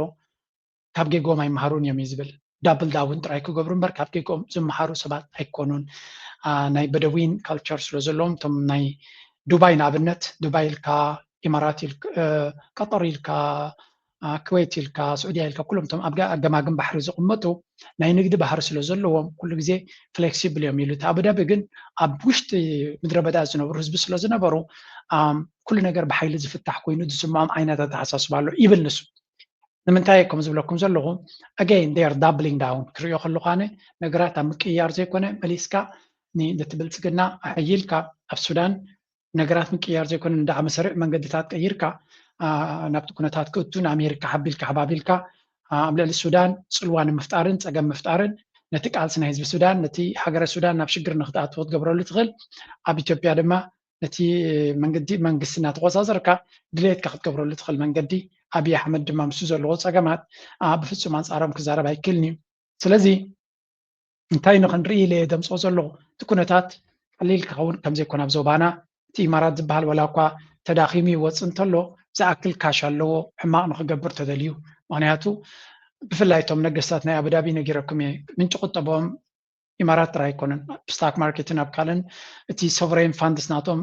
ቢልየንስን ቢልየንስ ገንዘብ ኣብ ኣሜሪካ ኢንቨስት ኮይንዎ ዘሎ ሱ ድማ ቅልጥፍ ንኣብነት ኣብዚ ስፔስ ኤክስ ለንቀነ ኢሎን ማስክ ትሪልዮኔር ዝገበሮ ገለ ካብቶም ቀንዲ ቀዳሞት ኢንቨስተርስ እዚ ናይ ኣቡዳቢ ነጋውስ እዮም ብዙሕ ገንዘብ እዮም ኢንቨስት ገይሮም ነይሮም ብርግፅ ኣማኢድ ቢልዮናት ከሲቦም ኩሎም ዝኽእሉ ካብቲ ናይ ስፔስ ኤክስ ዝንገር ካብቶም ቀዳሞት ኢንቨስተርስ እዮም ሶ ገንዘብ ስለ ዘለዎም ካሽ ስለ ዘለዎም ኩሉ ግዜ ኣብ ቅድሚት እዮም ነቲ ኢንቨስትመንት ዝረኽቦ ዳስዋይ ብዙሕ ኮንፈረንስታት ናይ ኢማራት ክግበር ከሎ ኢሎን ማስክ ኩሉ ግዜ ያው ዘሎ ሶ እንታይ ኢና ንርኢ ዘለና እቲ ኣካይዳ ናይ ፖለቲካ ንሪኦ ኣለና ኣካይዳ ናይ ኩነታት ንዕዘብ ኣለና ኣብዚኣ ሓንቲ ክብለኩም ዝደሊ እዚ ትሪእዎ ዘለኹም ሰብ ኣብቲ ናይ ኣብይ ኣሕመድ ዘሎ መርሕነት ኣብ ትሕቲኡ ዘሎ ማለት እዩ ቀዳሕንቲ ፕሬዚደንት ናይቲ ሃገር ኣጥቂ ስላሴ ሲዝን ዲፕሎማሲ ዝፈልጥ እዩ ካልእ ኣብ ትሕቲኡ ግን ሚኒስትሪ ጉዳያት ወፃኢ ናይ ኢትዮጵያ እቲ ዶክተር ጢሞቴዎስ ግዲዎን ዝብልዎ ሚን በፍልጦ ይኹን ብፍሉዌንሲ ኣዘራርባ ገለ ምስ ጌታቸው ረዳ ዝወዳደር ኣይኮነን ናይ ስቕራኑን ናይ መትከሉን ገለ ግደፍዎም እዚ ንፍዕ እዩ ኮሚኒኬተር እዩ ዝሓሸ ካብቲ ኣብ ናይ ኣብይ ምምሕዳርሲ የለን ክዛረብ ዝኽእል ታቡ ናቡ ማለት እዩ ዝብለኩም ዘሎ እቲ ርድዋን ሑሴን ዝበሃል ኢዝ somehow that's okay እዚ እጂ ዳርጋ ዝዓበየ ስልጣንና ሓዘ ይመጽእ ሰብዚ እዚ ኻንታዩ ንምንታይ አቢ ጥቀመሉ እንዳሪልኩም እዚያ ኸማንታ ትሪክ ናይ አቢ ጌታቸው ረዳ ደምጾ ህወሓት ቀደም ናይ አሜሪካ ደገፍ ዝነበሮ ቀንዲ አፍናቱ ጌታቸው ረዳ ስለዝነበረ ጌታቸው ረዳ ንጻድቃንን ንኽልትዮም ናባይን ተምጽዮም በቀደሙ ምስዮም ንኽልትዮም ተምጽዮ ህወሓት ምስ ዓለም ዘለዎ ኮኔክሽን ክዳኸም እዩ ካብ ዝብል ካልኩሌሽን እዩ and it is actually what we are witnessing እቲ ህወሓት ካብኣቶም ወጻኢ ኣብቲ ዲፕሎማሲ ምስ ምዕራባዊ ዓለም ብዙሕ ክቀዳደመሎም ዝኽእል ሰብ ዘለዎም ኣይመስለንን ኣነ ክሪኦ ከለኹ ዋላ እቲ ህወሓት እውን ገለ ነገር ናብ ንበዓል መምራ ብርሃድዮም ንኻልኦት ንኣሽቱ ስኮላርስ ንኽኒት ከምፅኡ ዝኽእልሉ መንገዲ እንተደልዎም እውን ሕማቕ ኣይምኾነን ብሓፈሻ ጻድቃን ዝበሃል ኣብቲ ገለ ኣብቲ ምስ ምዕራባውያን ኢንቴሊጀንስ ኤጀንሲስ ከምኡውን ምስ CIA ምስ ካልእ ርክብ ከም ዘለዎ እዩ ዝንገር ካብ ቀደም እዚ ድማ ምስ ዲፕሎማቲክ ኮር ዝበሃል ናይ ምዕራባዊ ዓለም ርክብ ዝነበረ እዩ ስለዚ እዚኦም ክልቲኦም ኣብ ካምፕ ናይ ኣብዪ ኣሕመድ ብምእታው ዳርጋ ነቲ ዝግበር ዘሎ ናይ ሚድያ ይኹን ገለ መለ እሳቶም እዮም ሒዞምሉ ዘለዉ በዚኣቶም ተሓጊዙ ኣብዪ ኣሕመድ ዓብዪ ዓወት ከምፅኡ ገለ መለ ክትብል ከቢድ እዩ ሶሪ ሚን ጌታቸው ረዳ ኣሚኑን ዝተቃለሰሉ ህዝቢ ትግራይ እውን ከድሕን ኣይከኣለን ስለዚ ነታ ዘላ ግዜ እንጆይ ክገብራ ክበልዕ ክሰቲ እዩ ድሕሪኡ ግን ፕሮባብሊ ንሱ እውን ኤግዚት ስትራቴጂ ናቱ ከታጢሑ ምናልባት ፀኒሑ ተዓቢ ፅቡቅ እንተደይ ሒዝዋ ኣብዞም ናይ ኣምባሳደር ናይ ኣፍሪካ ሕብረት ዶ ወላ ናይ UN ገለታት ዲ ኮይኑ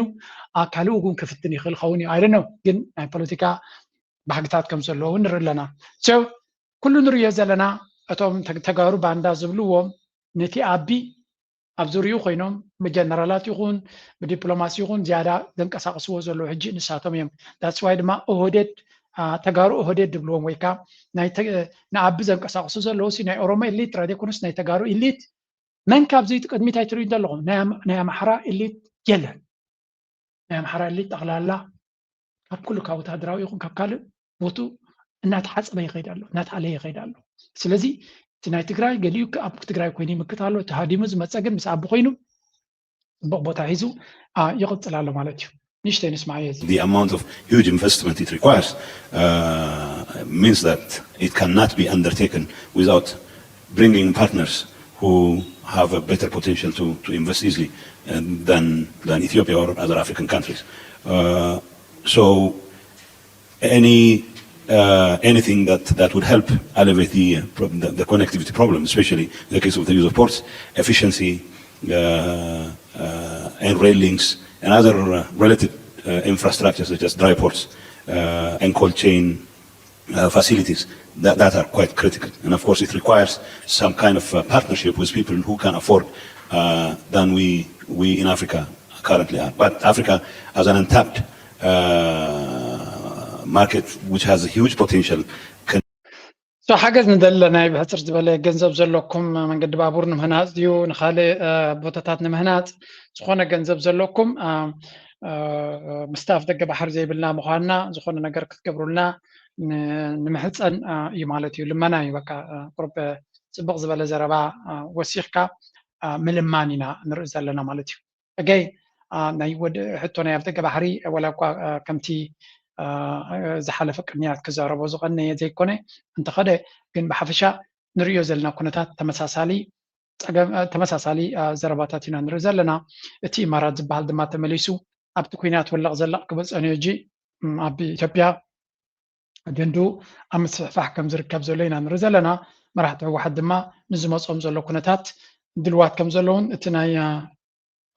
መኸተት ዝብል መንፈስ እውን ክሕይልዎ ምዃኖም ገሊፆም ኣሎ ማለት እዩ ሶ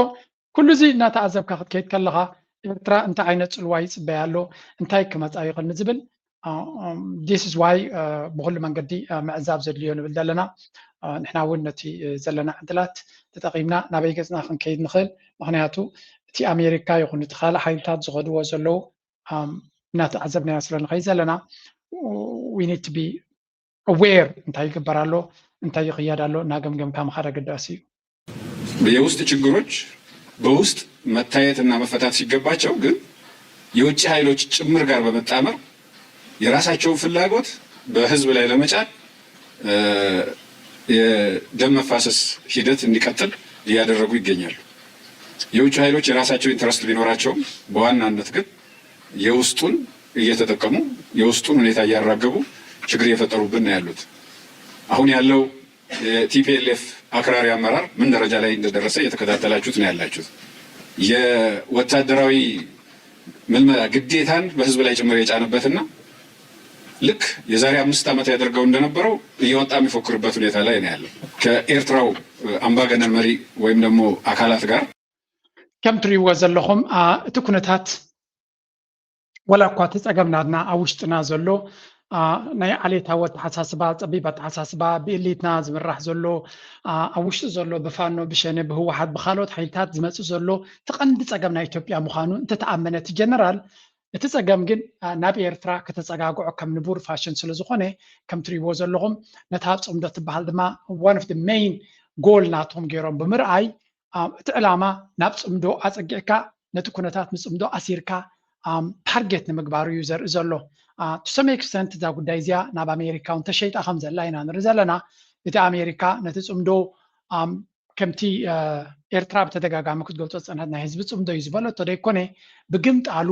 ናይ ወታደራዊ ፅምዶ እሞኻ ከምቲ ኣቢ ዝብሎ ዘሎ ንዓይ ንኸጥፍኡ ንዓይ ካብ ስልጣን ንኽኣልዩ ታሪኻዊ ምትእስሳር ናይ 1991 ታሪክ ከም ብሓድሽ ክድገም ስለ ዝኽእል ሃያ ትሕኑኒ ነዚ ሃገር ከረክበኩም ተኾይነ ናይ IMF-ን ወርልድ ባንክን ከም ድሌትኩም ከም ትሕንብጡ ክገብረኩም ተኾይነ ኣትሕኑኒ ዝበሎም እዩ ዝመስል ንሳቶም ድማ ዝተዋህቦም ተልእኮ ወሲዶም ንኤርትራ ክኸስሩ ዘይደልዩ ይመስሉ ኣለዉ ንግዚኡ ግን ኩሉ ኣብ ውሽጢ ኢትዮጵያ ንኤርትራ ኣብ ውሽጢ ኢትዮጵያ ዘለከ ኩነታት እለይዮ ካብ ሱዳን እውን ተኣለይ ዝተባህለት እያ ትመስል ንግዚኡ ነቶም ምስ ኤርትራ ዝሰርሑ ዘለዉ ንዓታቶም ኣዳኺምካ ግን ፅባሕ ንጎ ናብ ኤርትራ ክግበር ዝኽእል ዕንደራ እውን ምግምጋሙ ከቢድ ኣይመስለንን ስለዚ ሓደ ካብቲ ኩሉ ሰብ ኣስተቢሉ ክሪኦ ዘለዎ ኣብዚ እዋን እዚ ቀሊል ዘይኮነ ፈተና ይግበር ከም ዘሎ ምስታ ሒዝካ ክልተ ነገራት ኣለዋ ንሚድያታት ናይ ዞባና እውን ዓብይ ኣጀንዳ ኮይነን ዘለዋ በዚያ ምን ጀምር ከመጠቀም አንጻር ቀደም እንዳነሳሁላችሁ ወደብ የሚከለክልበት ምክንያት ገንዘብ ስለሚጠራ አይደለም። ወደብ መጠቀም የጀመረበት የኤርትራ ወጣት መኖሪያው ኢትዮጵያ ውስጥ ነው የሚሆነው። ኢሳያስ ዓላማውን ለማስፈጸም የሚያስችለው እንደፈለገ መቀጥቀጥ የሚያስችለው እንደፈለገ መግዛት የሚያስችለው እድሜው እስከፈቀደለት ድረስ እድል አይኖረውም። የናሽናል ሴኩሪቲ ስጋት ብዙ ትንታኔ የሚፈልግ አይደለም። በተግባር በተደጋጋሚ የታየ መጣ ስራውት ኦልሞስት ጀነሬሽንስ ኢትዮጵያ ውስጥ ያሉ ዲስግረንትልድ አኩራፊ ኃይሎችን በማደራጀት ኢትዮጵያ ውስጥ ምንም አይነት ስቴቢሊቲ እንዳይኖር ማድረግ ነው ትልቁ ስጋቱ። በእኔ እምነት የኤርትራ መንግስት በቀጥታ ኢትዮጵያን የመውረር ብቃት ሊኖረው የሚችለው የኢትዮጵያ ውስጥ አቅም እንዲዳከም የጀመራቸው ስራዎች ተጠናክረው ከቀጠሉበት ብቻ ነው። ስለዚ እዚ ትሪእዎ ዘለኹም ናይ ቀትሪ ጋውና ድዮም ዝብሉ ወላ ሕማቕ ጋውና ዲና ክንብሎ ቃላት ይሓፅረና እዩ እቶም ቃላት ዘለኩም ወስ በልብሉ ናይ ኢትዮጵያ ፀገም ብምሉ ኤርትራ ምዃና ምንጭናታ እዩ ክገልፅ ዝፍትን ዘሎ እቲ ዘረባናቱ ኣብኣ ከሎ ግምጥል ተቢልካ ኤርትራ ዓቕሚ የብላን እዩ ዝብል ኤርትራ ሓንቲ ዓቕሚ ዘለዎ ሃገር ኣይኮነትን እዩ ዝብል ቁጠባ የብላን ቴክኖሎጂ የብላን ሰራዊት የብላን ካልእ ኩሉ የብላን ስለዚ ኤርትራ ኩሉ ዓቕሚ ዘይብላ ከመይ ጌራ ንዓኻ ነዚ ኩሉ ዓብ ሃገር ደገሎ ዶ ትብልዎ ዘለዎ ክሳዕ ክንዲዚ ከተናውፀኩም ትኽእል እን ወላ እውን ፖለቲካዊ ዓቕሚ እንተለዋ ሃው ካም ኤርትራ ክንዲዚ ዝኣክል ሃገር ትብልዎ ባዕልኩም ሕማቕ ሃገር ምዃኑ እኮ ባዕልካ ተገድ እንዲኻ ዘለኻ ኤርትራ ክሳዕ ክንዱ ከተንበርክኸኩም ምኻላ ኣብ ፍቐዶ ዋዕላ ናትኩም ብኤርትራ ውዒልኩም ትሓድሩ ዘለኹም ትግዕሩ ትፍክሩ ትጭድሩ ኣብ መወዳእታ ግን ኣብ እግሪ ኤርትራ ስዩም ንኤርትራ ምልማን እቲ ናይ መወዳእታ ኣማራፂ ናትኩም ሓንቲ ካብቶም ኩለን ዝበለን ዘረባ ፅቡቕ ትክናይ እዚ እንታይ ኢሉ ናይ ኢትዮጵያ መራሕቲ ዕድመ ስልጣኖም ዘብቅዕ ኣብ ጉዳይ ምስ ኤርትራ ብዝተኣሳሰር መንገዲ ጥራይ ኢልዎ ስለዚ ንኣብዪ ኣሕመድ ካብ ሃይለ ስላሴ ካብ ደርግ ካብ ኢህደግ ዝተፈልየ መጻኢ ክህልዎ ተኮይኑ እዚ ከትሕነ ኢሉ ይመፅእ ዘሎ ማለት እዚ ከትሕነ ዝኽእል ታፀገም ይነግረሉ ቅድሚኻ ዝነበሩ ነገስታት ምውዳቕ ናቶም ምስ ኤርትራ ዝተሓሓዝ ኢልዎ ስለዚ እቲ ጉዳይ ናትካ ምስ ኤርትራ ዘሎ ኩነታት ወይ ወደ ዓሻ ኮይንካ ምስ ኤርትራ ተዓሪቕካ ዳኢኻ ክትፈትሖ ዝግባእካ እምበር ንኤርትራ ብሓይሊ ካባኻ ፀቢቖም ዝሕይሉ ዓለም ሙሉእ ኣብ ጎኖም ዝነበረት ኣጆኻ ዝበሃሉ ዝነበሩ ሓይልታት እውን ኣይከኣልዋን ኤርትራ ስለዚ ንስኻ ሎሚ መፂኻ ሃዲምካ መፂኻ ከተምፅኦ ትኽእል ለውጢ ብዙሕ ክህሉ ይክእልኒ ናው ነዚ ዝመለሰሉ እስከ ክስማዓኩም መጀመርያ ፅቡቕቲ መልሲ بتግራዋይ ክንጅምር መጀመርያ መምህር አብርሃ ኣብዚ ሓለፈ 100 ዓመታት ኣብ ኢትዮጵያ ዝነበሩ ስርዓታት ውልቀቶም ክኾን ይኽእል እዩ ዓወቶም መሰረት ዝገብር ንሕቱ ኤርትራ ኣብ ዝሃቦ ምላሽ መሰረት እዩ ዝብል ስፋሕ ዝበለ ሓሳብ ኣልዒ ኣሎ እዚ ክንሪኦ ደልየ ካልኣይ ህልውና ኤርትራ ኣብ ምድኻም ኢትዮጵያ መሰረት ዝገበረ ከም ምዃኑ እዚአን ክልተ ነጥብታት ክንሪኦ ከመይ ይረአ ብመሰረቱ እዚ ሓሳብ እዚ እንታይ እዩ ክገብር ሞኪሩ ስነ መንጎቶም እንታይ ክምስረት እዩ ገይሩ ጌታቸው ኩሉ ናብ ሓደ ምክንያት ምፅባቅ ወይ ኩሎም ፍፃመታት ሲ ሓደ ምክንያት ምሃብን ኩሎም ፍፃመታት እንታይ ዝበሃል እዚ ሲንግል ኮዝ ፋላሲ ዓይነት ንብሎ ማለት እዩ ኩሉ ናብ ሓደ ምክንያት ምፅባቅ ማለት ኩሎም ፍፃመታት ኩሎም ዝተፈፀሙ ምክንያቶም ሓደ እዩ ኢልካ ምልዓል ከምዚ ዓይነት ናይ ስነ መንጎት ሜላ እዩ ተኸቲሉ መፅፍቲ ክስታይ ማለት እዩ ንኣብነት እንታይ ይብለካ ስርዓት ሃይለ ስላሴ እውን ብምክንያት ኤርትራ ወዲቑ ደርጊ እውን ብምክንያት ኤርትራ ወዲቑ ህወደግ እውን ብምክንያት ኤርትራ ወዲቑ እዩ ዝብል እዚ ከምቲ ዝበልኩ እዩ እንታይ ዓቶ ዘቕመጥኩልካ መንግስታት ናይ ኢትዮጵያ ብምክንያት ኤርትራ ውድቁ ስለ ዘለዎ ኤርትራ ትበሃል ዓዲ ክትጠፍእ ኣለዋ ዝብል መደምደምታ ክወፅሕ ሰራዊት ይኹን ካሊእ ህዝቢ ንምምችቻው ዘዳለዎ እዩ እዚ ክርክር ማለት እዩ ኤርትራ ናይ ኢትዮጵያ ህልውና መንግስታታ ህልውና ሓደጋ ስለ ዝኾነት ይኸው ሃይለ ስላሴ እውን ብምክንያት ኤርትራ ወዲቑ ደርጊ እውን ብምክንያት ኤርትራ ወዲቑ ኢህወደግ እውን ብምክንያት ኤርትራ ወዲቑ ስለዚ ኤርትራ ትበሃል ዓዲ ክትጠፍእ ኣለዋ ዝብል ስነ መንጎት ቅቡል ንክግበረሉ ወይ ከዓ ድሌት ኤርትራ ንክጠፍእ ዘሎ ባህጊ ብስርዓት ብልፅግና ምኽንዩ ጥራሕ ዘይኮነስ ኮላይቲ ሰራዊት ኣብዚ ዝሳተፍ ሃንደል ኣቂሉ ደካ ከምዚ እዩ ዝብል መንፈስን ርድኢትን እምነትን ሒዙ ንኽኣቱ እዩ ቀንዲቲ ናይቲ ክርክሩ ነጥቢ ተዘይኮይኑ ኤርትራ ኣብ ስርዓት ሃይለ ስላሴ ሙዳእ ፍፁማዊ ዝኾነ ታራ ነይርዋ ኢልካ ክትከራኸር ኣይትኽእልን ቢካውዝ በቲ እዋን ብስርዓት ሃይለ ስላሴ ግዜስ ናይ ኤርትራ ዓመፅ ኣብ ዝተሓተ ደረጃ ዝነበረሉ ኤርትራውያን ዝሓትዎ ዝነበሩ ሕቶ ሚኒማም ሕቶ ኮንፌደሬሽን ሕቶ ዝሓትሉ ዝነበሩ መጀመርያ እዋን ሰላማዊ ክኸውን ብዙሕ ከም ፃዕሩ ድሓር ሃይለ ስላሴ ነቲ ዝነበረ ፖለቲካል ኣሬንጅመንት ምስ ኣፍረሶ ቃልሲ ከም ዝኸዱ ሞት ቀንዲ ኩነታት ንሃይለ ስላሴ ዘውድቆም ናይ ኤርትራ እዩ ዝብል መደምደምታ ምሃብ ነቲ ዝክግበር ዝድለ ዘሎ ወራር መቃፃፀልን ከም ናይ ፕሮፓጋንዳ ኤክስፕሎይቴሽንን ጌርና ክንወስዶ ክንክእል ኣለና መቸም መምህር አብርሃ ከምዚያ ዝበልኩም አንትቦ ኣብ መርሕነት ናይ ህወሓት ኣይደኖ መርሕነት ናይ ህወሓት ክትብል እኳ ከቢድ እዩ ኣብቲ ፓርቲ ከኣትዩ ደሊል ኣይደልን ኣብቲ ኩነታት ናይ ትግራይ ግን ሓደ ካብቶም ፕሮሚነንት ኣብ ዝሓለፈ 2-3 ዓመት ዝረኣናዮ ለባማት መራሕቲ ወላ እኳ ስልጣን ኣይሃለዎ ግን ለባም መራሒ ክኸውን ብቃዕ ዘለዎ ሰብ ምዃኑ ደጊመ ደጋጊማ ነፂሩ ኣሎ ናይ ኤርትራውያን ስለ ዝውድስ ኣይኮነን ኦብጀክቲቭሊ ንነገራት ካብ ስምዒት ወፃኢ ክርእዮም ስለ ዝኽእል ዘሎ እዩ ኢዝ ናት ሰይንግ ኤኒቲንግ ንኤርትራ ዝድግፍ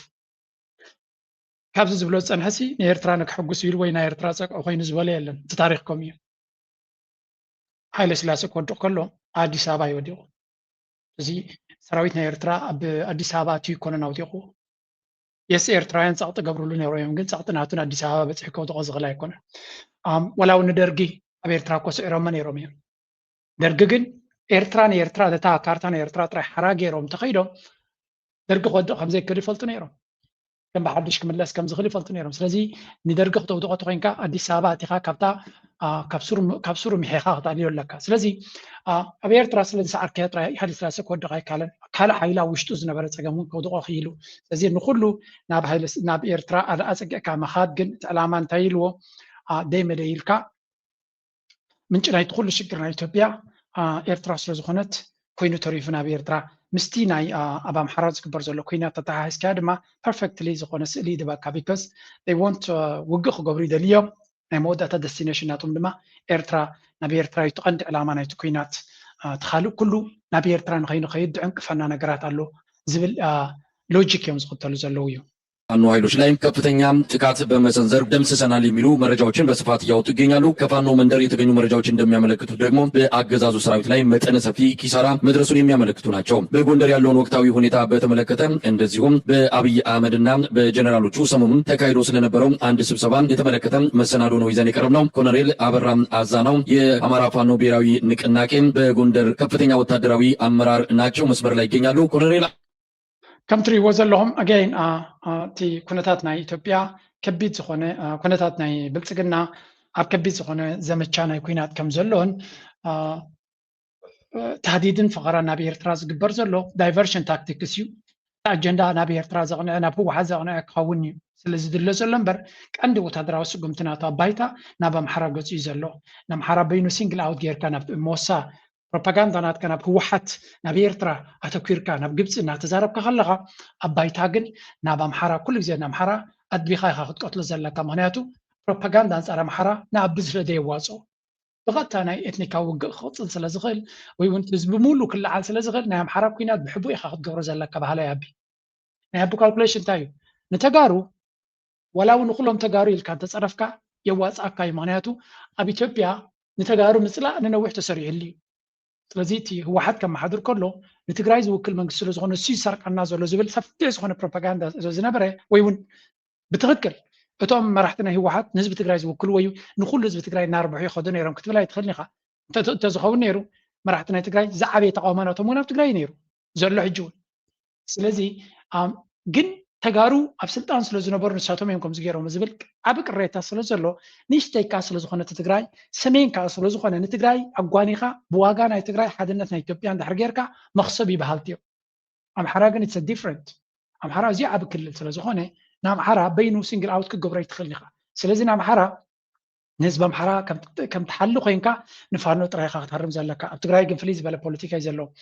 ኣብ ኤርትራ እንተኮይኑ ድማ ህዝቢ ኤርትራ ኣሊኻት መሬትን ባሕርን ጥራይ ዘገድስ እዩ ዕላማ ቅልል ዝበለ ከማያታ ዘረባ ህዝቢ ኤርትራ ዝገድሶም ከም ዘይኮነ ኣብ ኩሉ ኣጋጣሚ ጌታቸው ረዳ እውን ከይሓፈረ ዝበሎ እዩ እዚ ስለዚ ናይ ኤርትራ ብመሰረቱ ታሪክ ናይቲ ከም ሃገር ክኸውን ዘይበቅዕ ህዝቢ ምዃኑ ዘተሓሓዝ ዘይብሉ ዝኾነ ይኹን ከም ሃገር ዘቑሞም መሰረት ዘይብሉ ናይ ደገ ሓይልታት ንኢትዮጵያ ንኸዳኸሙ ኢሎም ዝገበሩ ወይ ብመሰረቱ ናይ ሃገር ኣቃውማ ዘይብላይ ክብል ዝገለፆ እውን ለንቀነ ኣዛረበ ኮይኑ ዘሎ እዩ ስለዚ ከም ትሪእዎ ዘለኹም እንታይ ይብሉ ኣለዉ ሰፊሕ ዝኾነ መጥቃዕቲ ፈኒልና ኣሎ ሚሊታሪ ሰፊሕ ዝኾነ ወታደራዊ መጥቃዕቲ ናይ ኣብ ክልል ኣምሓራ ተኸፊቱ ከም ዘሎ ይነግሩ ኣለዉ ብፍላይ ድማ ጎንደር ስለምንታይ ጎንደር ናብ ትግራይ ክትከይድ መስመር እሱ ስለ ዝኾነ እንታይ እዮም ዝብሉ ዘሎ ዩዚንግ ኮምቢኔሽን ኦፍ ሚሊታሪ ፎርስ ስለዚ ትጥቀመሉ ዘሎ ሰራዊት ከ ራዮት እዞም ናይ ኣድማ ብተና ዝብልዎም ምልሻ ከምኡ ድማ እቲ ምድብ ሓይሊ ሰራዊት ናይቲ ብልፅግና ማለት እዩ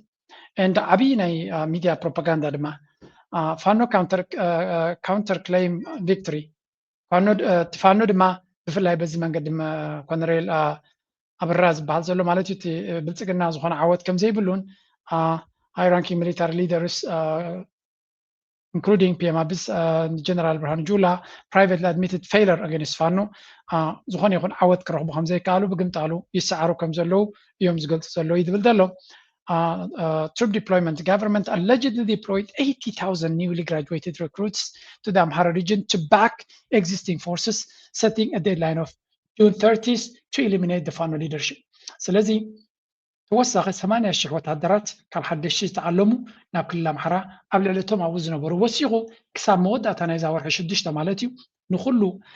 ናይ ፋኖ ሓይልታት ብፍላይ ነቶም መራሕቶም ፀራሪጎም ቀቲሎም ክስዕርዎም መዲቦም ከም ዘለዉ ብዘይ ኣዋጅ ድማ ኣብቲ ዝሓለፈ ኣብ 3 ሰሙን ክገብረ ኢሉ ስለ ዝፈሸለ ሕጂ ብሕቡእ ክገብርዎ እዮም ዝፍትኑ ዘለዉ ጎኒ ድማ ፅዑቕ ዝኾነ ናይ ፖለቲካዊ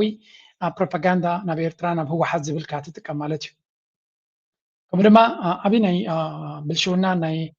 ግቦን መስራሕታት እዮም ኣለዉ ነቶም መራሕቲ ንገሊኦም ብገንዘብ ተስጥዖም ንገሊኦም ገለ እናገበርካ ማለት እዩ ክሳብ እቲ ናይ ፕሬዚደንት ናይቲ ሃገር ታየ ኣጽቀሥላሴ ዝኣኽሉ ኣብቲ ጉዳይ እቲ ይሳተፉ ከም ዘለውን ነቲ ቃልሲ ናይ ፋኖ ንምድኻም ኩሉ ዝከኣሎም ይገብሩ ከም ዘለዉ እዮም ዛረቡ ዘለዉ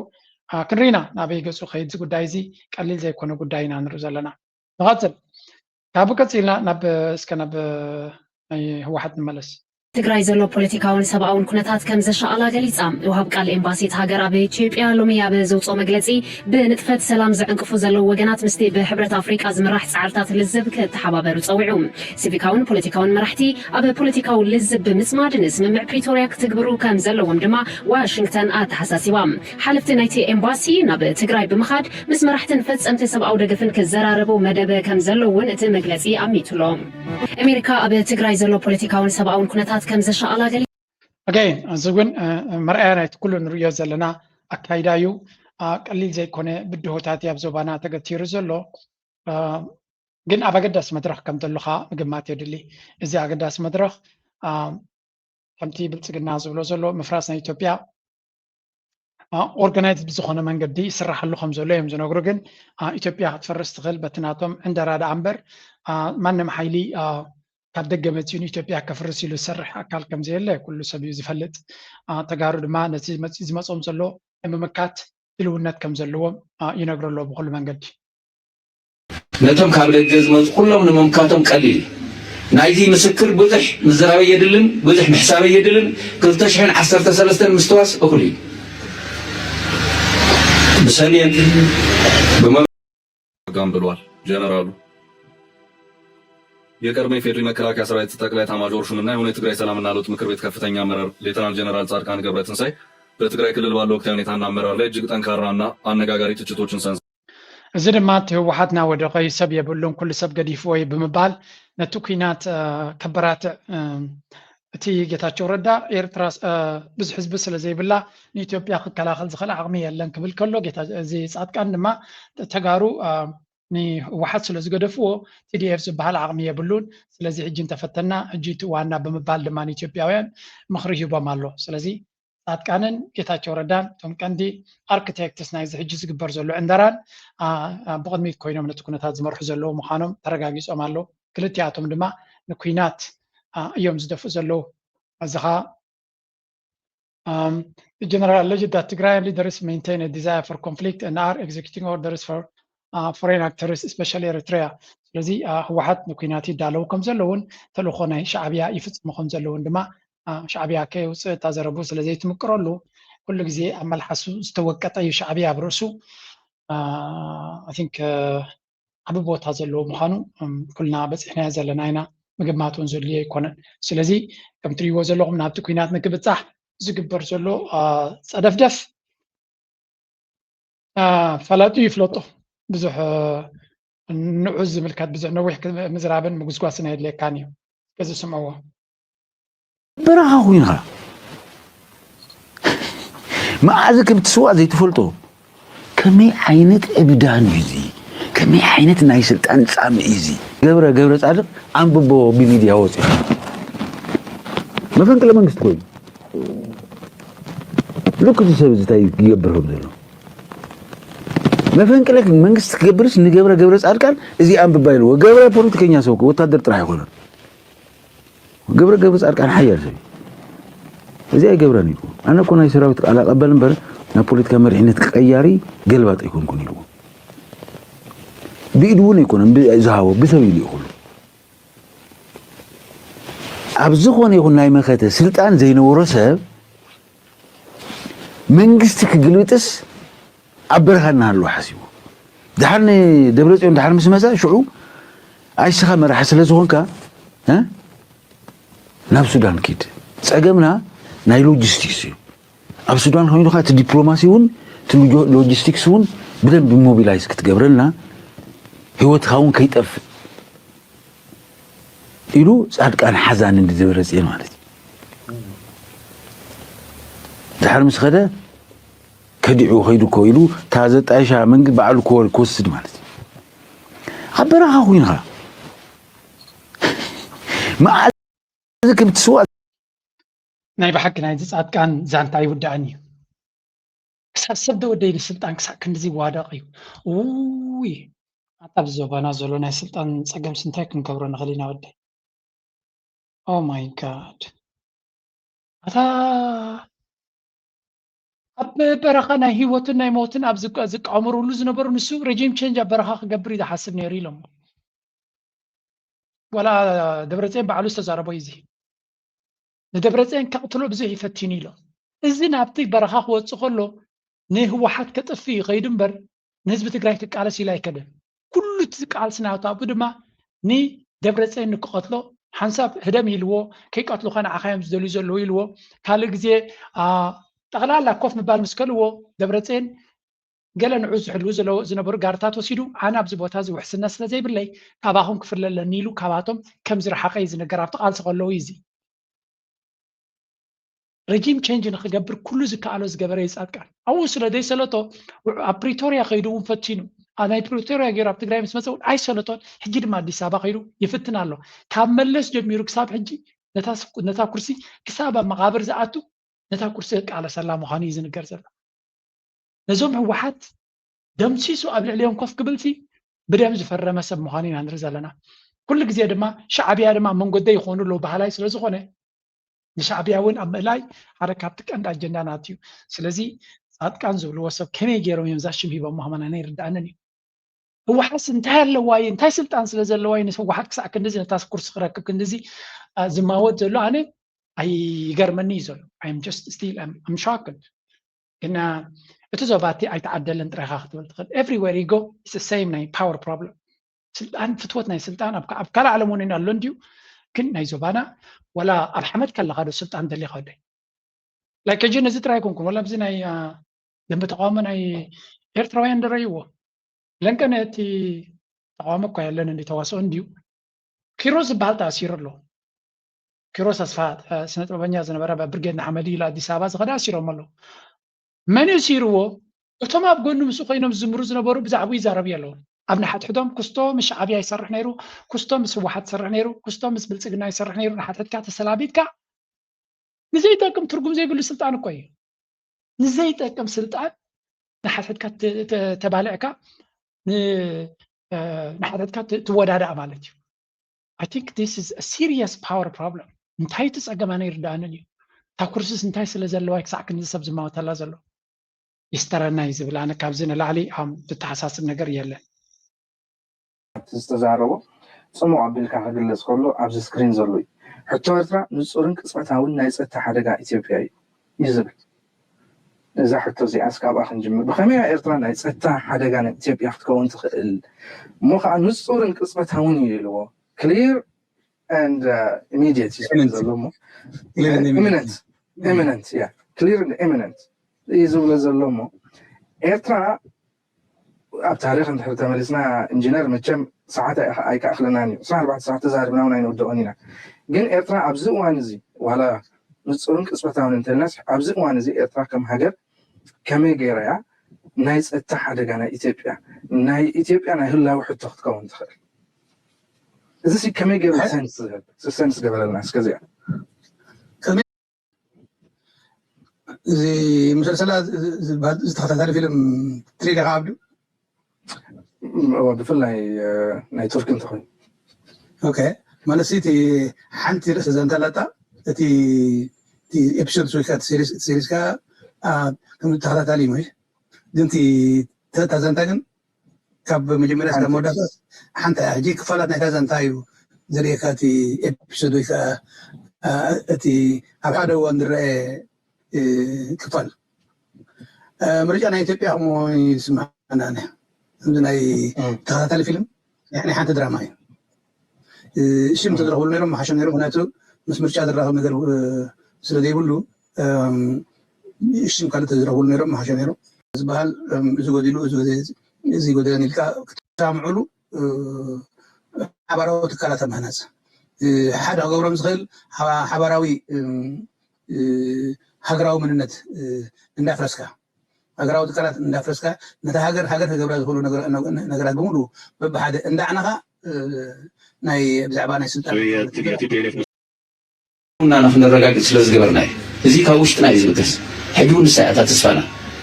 ካብ ውሽጥና እያ ውሽጥና ንዓሪ ውሽጢ ምዕራይ ካብ በዓልካ እዩ ዝብገስ ካብ ነብሰ ከፍና እዩ ዝብገስ ብዙሓት ተስፋ ዘቑርፅን ተስፋ ክንቆርፅን ኣብቶም ቀፃሊ ዕድላትና ተስፋ ክንቆርፅን ብዝግባእ ዘይክንሪኦምን ዝሓለፈ ዝከፈልናዮ ዋጋን መስዋዕትን ብምሉእ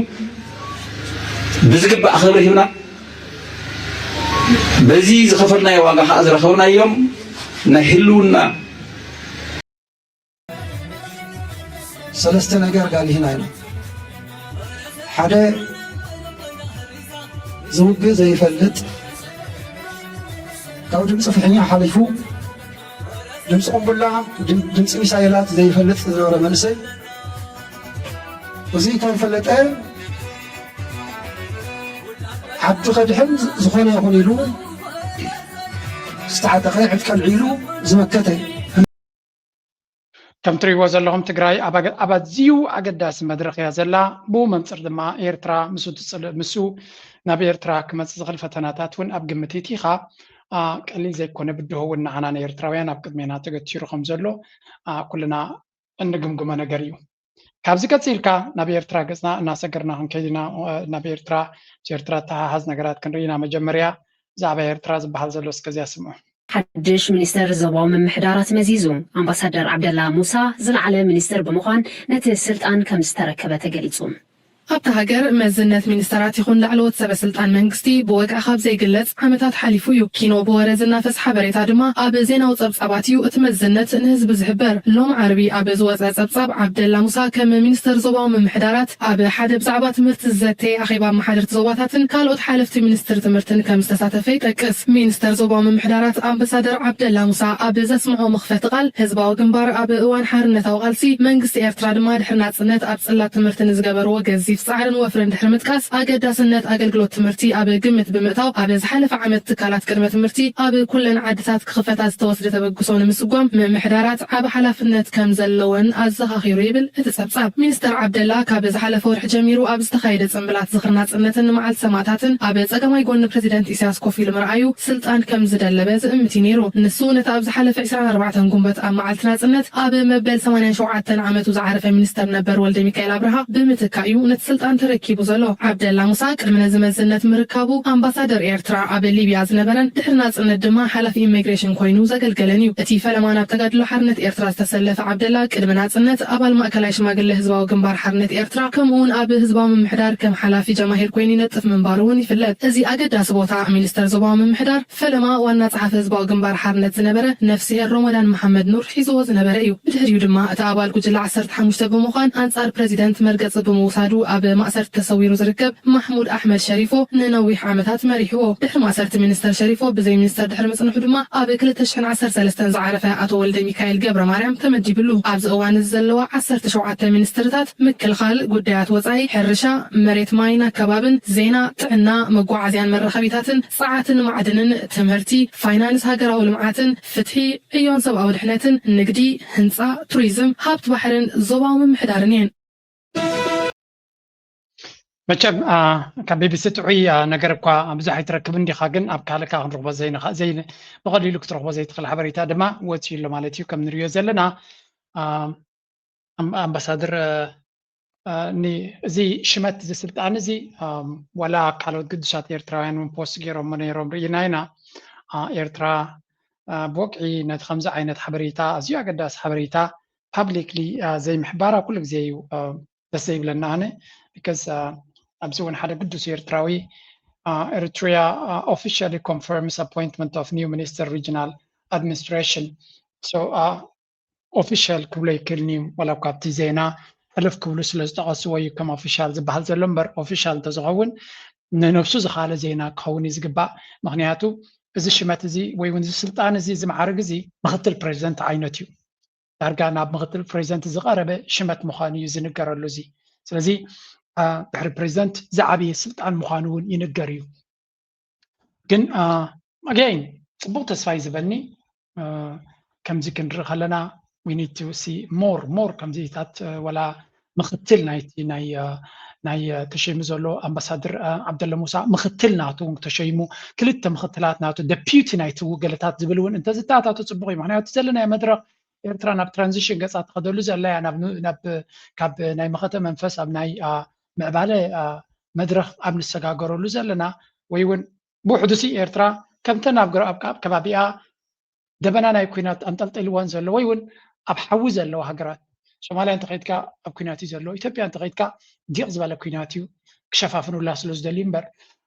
نتا هاجر ونكبتن زخل عينة أجمع يزلوا السودان تغير كلمة مجلس زغلية كنا ساعتين كمان أبكم خلوا kind of regular مثل أكيدا كجبران فتنا لنا إحنا قدا جتوكست إيتيا بالله هاجر ويون يسقطات يلنا يبلكم نيجن كرنا أفريقيا كومي نحوارون كومي كرنا أفريقيا مولو سلام كله زغل كنا تدرينا ينفلت الناس لذي ستاتوس كنا كرنا أفريقيا زي جنريا زلنا هنا نامني قدرت تشجر دايم برت كرنا أفريقيا كومي حدش ذو باك خلونا يكلني لذي we need to نتي تعريف زول بوتاتات أنا كوا كم نعطي دليت حنت ويب سايت بمنستري حبريتا تم حدرجن organizational structure زبلوه اللي أبكى العالم كامبانيات كسرح كلا org chart زبلوه تايو president أبلع علي خون ويسي يونايت كامبان أبلع علي خون أبتعتيو أب كله تديبارتمنتات زلوا سبعة فلطام زد ما انتايو سب ما راح يفلت ما راح يخبر ما راح تدما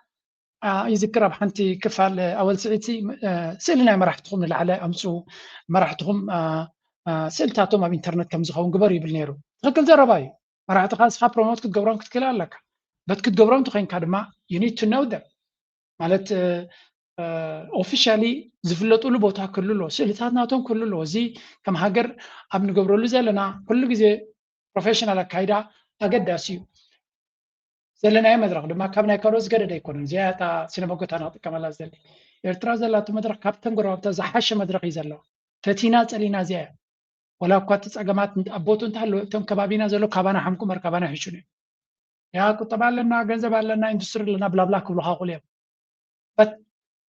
حد النزل له حزبي نحت حدود زي قطاتل تخابير كم منبر بهيمانات يكون ببهرات يكون بخالو تخابيرون أي منبر بحال زمان عبله منجستو ورن تخونه تخابير كم منبر حجراو من الناس زخص كوسه بانديرو تسكي مخيط كرعد سمعه بانديرو كماليا وغيرو كخيط كرعد سمعه in fact ألكسندر إسحاق أبناء كلا حجر تولي يوزع عبيه سبون نتا نسويدن ماليا نسويدن ودينا خدخلو أبجامو ناير ترى بانديرا غير يصاوزلو ناي بحكي حجراو من الناس نجراو كرعد زلو حجراني سمالو لذي إزوس رزقونه إحنا كابكالو زبالسه بلجاتات لنا ساقا زلنا ساقات يلن مالتي يكون كنت ساقم كن بدهون تعرف خينا كن بقصلون كن ويلون يزلنا باي وجن زلنا قدلتات رادي كنا زلنا بلجاتاتون أبايتا كنا ترجمون له نقل من قد كن فترة كن كلالنا نايزي شمت نسمع زلنا دما حركاتي أزجيا قداسن توصل زلونيو لايك جبرو شر جبرو ريتهم قرف نابلكو نالو ما عرستي أو حنت بارسي لكم تم بدمجي خمساتهم فليت بودكاست جيرنا لكم علنا إذا بودكاست حنت قرب معد طبقت بودكاست جيرنا لكم علنا أبدرار فور أفريقيا زبل أبستات تري ورد لهم درار 4 أفريقيا تبل channel كيدكم حونا ميرونز قبرا فيديو كيدكم سمعوا أتبابعوا نقولك أو عبيد كبوليتيكا وزبلتها نشتي كفالنا بوليتيكا ترايز الله وسون نبعدنا نتايت نكبر نغل دبليو لذي أبو سبورت انت قبركمو ناتو حسابي عقب كله please support him قبلكم يدلي نايلو مارس تابزو خديه thank you very very much like I trust you